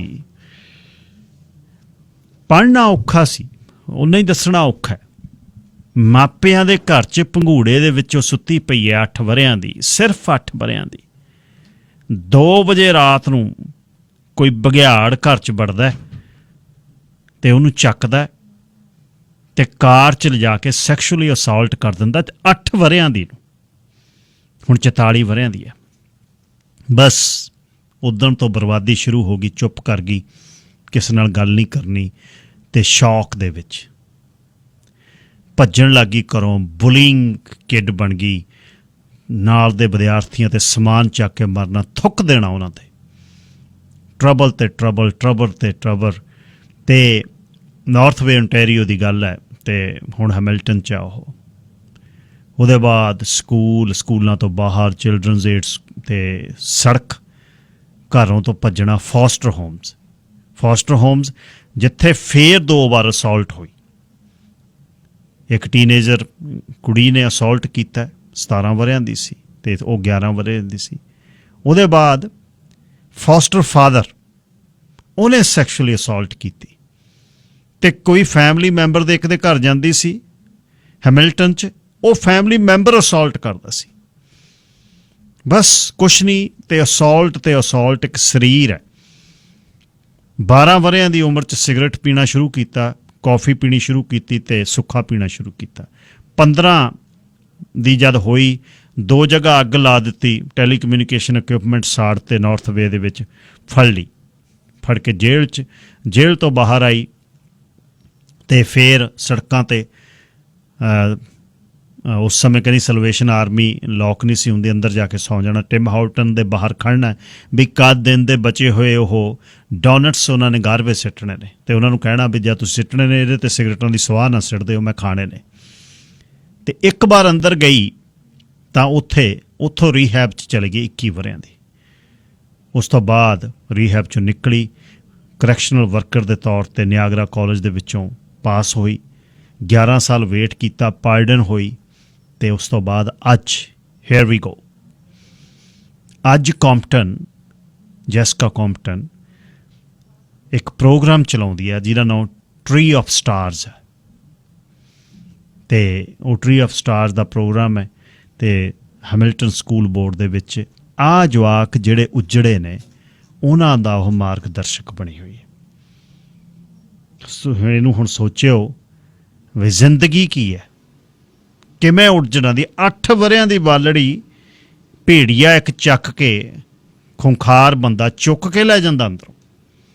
8 ਵਰ੍ਹਿਆਂ ਦੀ ਬਾਲੜੀ ਦੇ ਨਾਲ ਰੇਪ ਹੁੰਦਾ। ਉਸ ਤੋਂ ਬਾਅਦ ਅੱਗੇ ਤੋਂ ਅੱਗੇ, ਕਦੇ ਅੱਗੇ, ਉਦੋਂ ਅੱਗੇ ਫੋਸਟਰ ਪੇਰੈਂਟਸ ਫਾਦਰ ਕਰ ਰਿਹਾ, ਫੋਸਟਰ ਕਿਡਸ ਕਰ ਰਹੇ ਨੇ। ਇਹ ਕਿਸੇ ਦੋਸਤ ਦੇ, ਕਿਸੇ ਰਿਸ਼ਤੇਦਾਰੀ ਦੇ ਘਰੇ ਜਾਂਦੀ ਹੈ, ਉੱਥੋਂ ਹੋ ਰਿਹਾ। ਇਹ ਹੈ ਬਰਬਾਦੀ ਦੀ ਦਾਸਤਾਨ। ਪਰ ਉਹਨਾਂ 'ਚੋਂ ਨਿਕਲ ਕੇ 44 ਵਰ੍ਹਿਆਂ ਦੀ ਅੱਜ ਮੈਂਟੋਰ ਬਣੀ ਹੋਈ ਹੈ। ਟਰਾਂਸਵਰਲਡ ਐਕਸਪ੍ਰੈਸ 778, ਕਦੇ ਵੀ ਬੇਉਮੀਦੀ ਨਹੀਂ ਕਰਨੀ ਜ਼ਿੰਦਗੀ ਦੇ ਵਿੱਚ। ਲੱਕੀ ਧਾਲੀਵਾਲ ਜੀ, ਲਾਈਨ ਨੰਬਰ 1। ਹਾਂ ਗਿਲ ਸਾਹਿਬ ਵੀਰ ਜੀ, ਸਤਿ ਸ੍ਰੀ ਅਕਾਲ। ਸਤਿ ਸ਼੍ਰੀ ਅਕਾਲ ਜੀ। ਹਾਂਜੀ ਵੀਰ ਜੀ, ਮੈਂ ਤੁਹਾਡਾ ਪ੍ਰੋਗਰਾਮ ਦਾ ਸੁਣ ਨਹੀਂ ਸਕਿਆ, ਮੈਂ ਦੂਰ ਹਾਂ, ਤੇ ਜੇ ਤੁਹਾਡਾ ਹੁਕਮ ਹੋਵੇ ਥੋੜੀ ਜਿਹੀ ਤੁਹਾਨੂੰ ਇਨਫੋਰਮੇਸ਼ਨ ਦੇਣੀ ਸੀ। ਜਿਹੜੇ ਉੱਥੇ ਗਏ ਸੀਗੇ ਤੇ ਪਹਿਲਾ ਸਲੂਕ ਸਾਡੇ ਨਾਲ ਕੀ ਹੋਇਆ, ਤੇ ਉਸ ਤੋਂ ਬਾਅਦ ਧੰਨਵਾਦ ਉਹਨਾਂ ਨੇ ਕੀ ਕੀਤਾ, ਜੇ ਤੁਹਾਡਾ ਹੁਕਮ ਹੋਵੇ ਤੁਹਾਨੂੰ ਮੈਂ ਦੱਸਣਾ ਚਾਹੁੰਦਾ। ਇਹ ਬਾਈ ਜੀ ਮੈਂ ਪਹਿਲਾਂ ਦੱਸ ਚੁੱਕਿਆ, ਚਲੋ ਤੁਸੀਂ ਗੱਲ ਆਪਣਾ ਤਜਰਬਾ ਦੱਸ ਦਿਓ ਜੀ। ਮੈਂ ਸ਼ਾਰਟ ਕਰ ਦੇਣਾ ਵੀਰ ਜੀ। ਜਦੋਂ ਅਸੀਂ ਉੱਥੇ ਗਏ ਤਾਂ ਪ੍ਰਧਾਨ ਸਾਹਿਬ ਸਾਨੂੰ ਕਹਿੰਦੇ ਵੀ ਕਮਿਊਨਿਟੀ ਸੈਂਟਰ ਵਿੱਚ ਲੈ ਕੇ ਜਾਣਾ, ਉੱਥੇ ਸਮਾਨ ਲਾਉਣਾ। ਉੱਥੇ ਜਦੋਂ ਗਏ ਤਾਂ ਨੇਟਿਵ ਸੀਗਾ, ਉਹਨਾਂ ਦਾ ਚਾਰਜ ਹੈਂਡ, ਉਹ ਹੱਥਾਂ ਪੈਰਾਂ ਵਿੱਚ ਆ ਗਿਆ। ਮੈਨੂੰ ਕਹਿੰਦਾ ਕੀ ਹੈ ਇਹਦੇ ਵਿੱਚ, ਮੈਂ ਦੱਸਿਆ ਵੀ ਆਹ ਕੁਛ ਆ। ਕਹਿੰਦਾ ਨੋ ਵੀ ਡੋਂਟ ਨੀਡ, ਸਾਨੂੰ ਨਹੀਂ ਚਾਹੀਦਾ ਇਹ। ਅੱਛਾ। ਤੇ ਹਾਂਜੀ, ਕਹਿੰਦਾ ਹੋਰ ਕੀ ਆ, ਉਹਦਾ ਮਤਲਬ ਸੀਗਾ ਕੈਸ਼ ਪੈਸੇ। ਮੈਂ ਕਿਹਾ ਵੀ ਇਹ ਸਾਰਾ ਸਮਾਨ ਅਸੀਂ ਲੈ ਕੇ ਆਏ ਆ। ਕਹਿੰਦਾ ਉਹ ਸਾਰਾ ਜਿਹਾ ਮਗਰ ਸਟਾਫ ਖੜਾ, ਇਹ ਜਿੰਨੇ ਟਰੱਕ ਖੜੇ ਆ ਪੈਕਅਪ ਤੁਹਾਡੇ ਆ? ਮੈਂ ਕਿਹਾ ਸਾਡੇ ਨਾਲ ਆ। ਉਹ ਕਹਿੰਦਾ ਮਾਈ ਗਾਡ। ਚਲੋ ਫਿਰ ਪ੍ਰਧਾਨ ਸਾਹਿਬ ਨੇ ਇਸ਼ਾਰਾ ਕੀਤਾ ਵੀ ਕਮੈਂਟਰੀ ਸੈਂਟਰ ਇੱਧਰ ਨੂੰ ਲਿਆ ਟਰੱਕ। ਮੈਂ ਟਰੱਕ ਉੱਧਰ ਨੂੰ ਲੈ ਗਿਆ ਤੇ ਭੱਜ ਕੇ ਇੰਨਾ ਹੱਥਾਂ ਪੈਰਾਂ ਵਿੱਚ ਆਇਆ, ਗਿੱਲ ਸਾਹਿਬ ਤੁਹਾਨੂੰ ਮੈਂ ਬਿਆਨ ਨਹੀਂ ਕਰ ਸਕਦਾ। ਚਲੋ ਫਿਰ ਇੰਨੇ ਨੂੰ ਗੱਲ ਹੁੰਦੀ ਦੇ ਉੱਤੇ ਇੱਕ ਉੱਥੇ ਮਿੱਲ ਵਾਲਾ ਭਾਈ ਸੀਗਾ ਓਨਰ, ਉਹ ਆ ਗਿਆ ਤੇ ਇੱਕ ਗੋਰਾ ਆ ਗਿਆ। ਉਹ ਮਿੱਲ ਵਾਲਾ ਭਾਈ ਕਹਿੰਦਾ ਤੁਸੀਂ ਐਂ ਕਰੋ, ਸਾਡੇ ਮਿੱਲ 'ਚ ਥਾਂ ਹੈਗਾ, ਉੱਥੇ ਲਾ ਦਿਓ ਸਮਾਨ ਇਹ ਵੀ ਉੱਥੋਂ ਅਸੀਂ ਕਹਾਂ ਪ੍ਰੋਵਾਈਡ ਕਰ ਦੇਵਾਂਗੇ। ਫਿਰ ਉਹ ਗੋਰਾ ਕਹਿਣ ਲੱਗਿਆ, ਕਹਿੰਦਾ ਨਹੀਂ ਸਾਡੇ ਫੂਡ ਬੈਂਕ ਵਿੱਚ ਲੈ ਚੱਲੋ ਤੁਸੀਂ ਤੇ ਮੇਰੀ ਫਾਲੋ ਕਰ ਲਓ। ਜਦੋਂ ਮੈਂ ਟਰੱਕ ਮੋੜਨ ਲੱਗਿਆ, ਟਰੱਕ ਨਾਲ ਮੈਨੂੰ ਮੋੜਨ ਦੇਵੇ, ਉਹ ਇੰਨਾ ਹੱਥਾਂ ਪੈਰਾਂ ਵਿੱਚ ਆਇਆ ਨੇਟਿਵ ਇੰਡੀਅਨ। ਫਿਰ ਮੈਥੋਂ ਗੁੱਸੇ ਜਾ ਕੇ ਉਹਨੂੰ ਗਾਲ ਨਿਕਲ ਗਈ ਤੇ ਫਿਰ ਪਾਸੇ ਹੋ ਗਿਆ। ਚਲੋ ਲੌਂਗ ਸਟੋਰੀ ਸ਼ਾਰਟ, ਅਸੀਂ ਫੂਡ ਬੈਂਕ ਚਲੇ ਗਏ। ਉੱਥੇ ਨੇਟਿਵ ਕੁੜੀਆਂ, ਉੱਥੇ ਆਪਣੇ ਹੋਰ ਗੋਰੇ ਗੋਰੀਆਂ, ਉਹਨਾਂ ਨੇ ਸਾਡਾ ਵੀਰ ਜੀ ਇੰਨਾ ਧੰਨਵਾਦ ਕੀਤਾ। ਉਹਨਾਂ ਨੇ ਇੱਥੋਂ ਤੱਕ ਲਫ਼ਜ਼ ਵਰਤੇ ਕਿ ਵੀ ਇਹ ਗਾਰਡ ਨੇ ਐਂਜਲ ਕਿੱਥੋਂ ਭੇਜੇ ਆ ਸਾਡੇ ਲਈ।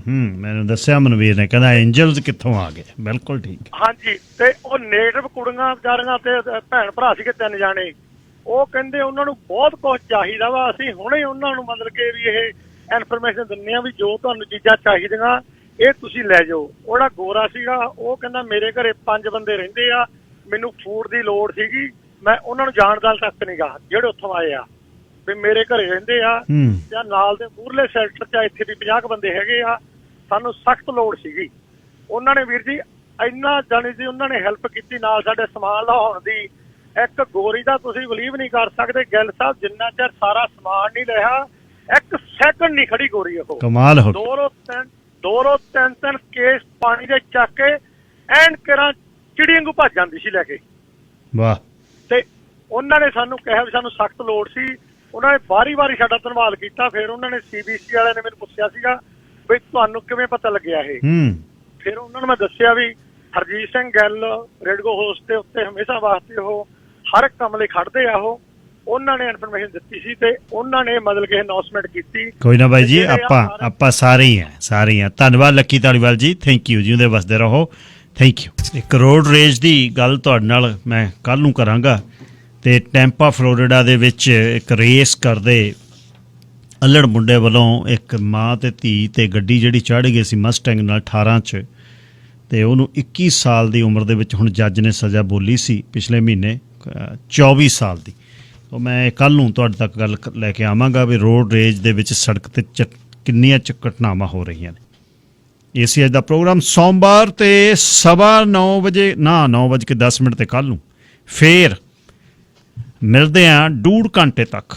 ਚਾਹ ਚੂ ਪੀ ਲਈਏ ਮਾੜੀ ਜੀ। ਰੱਬ ਰਾਖਾ।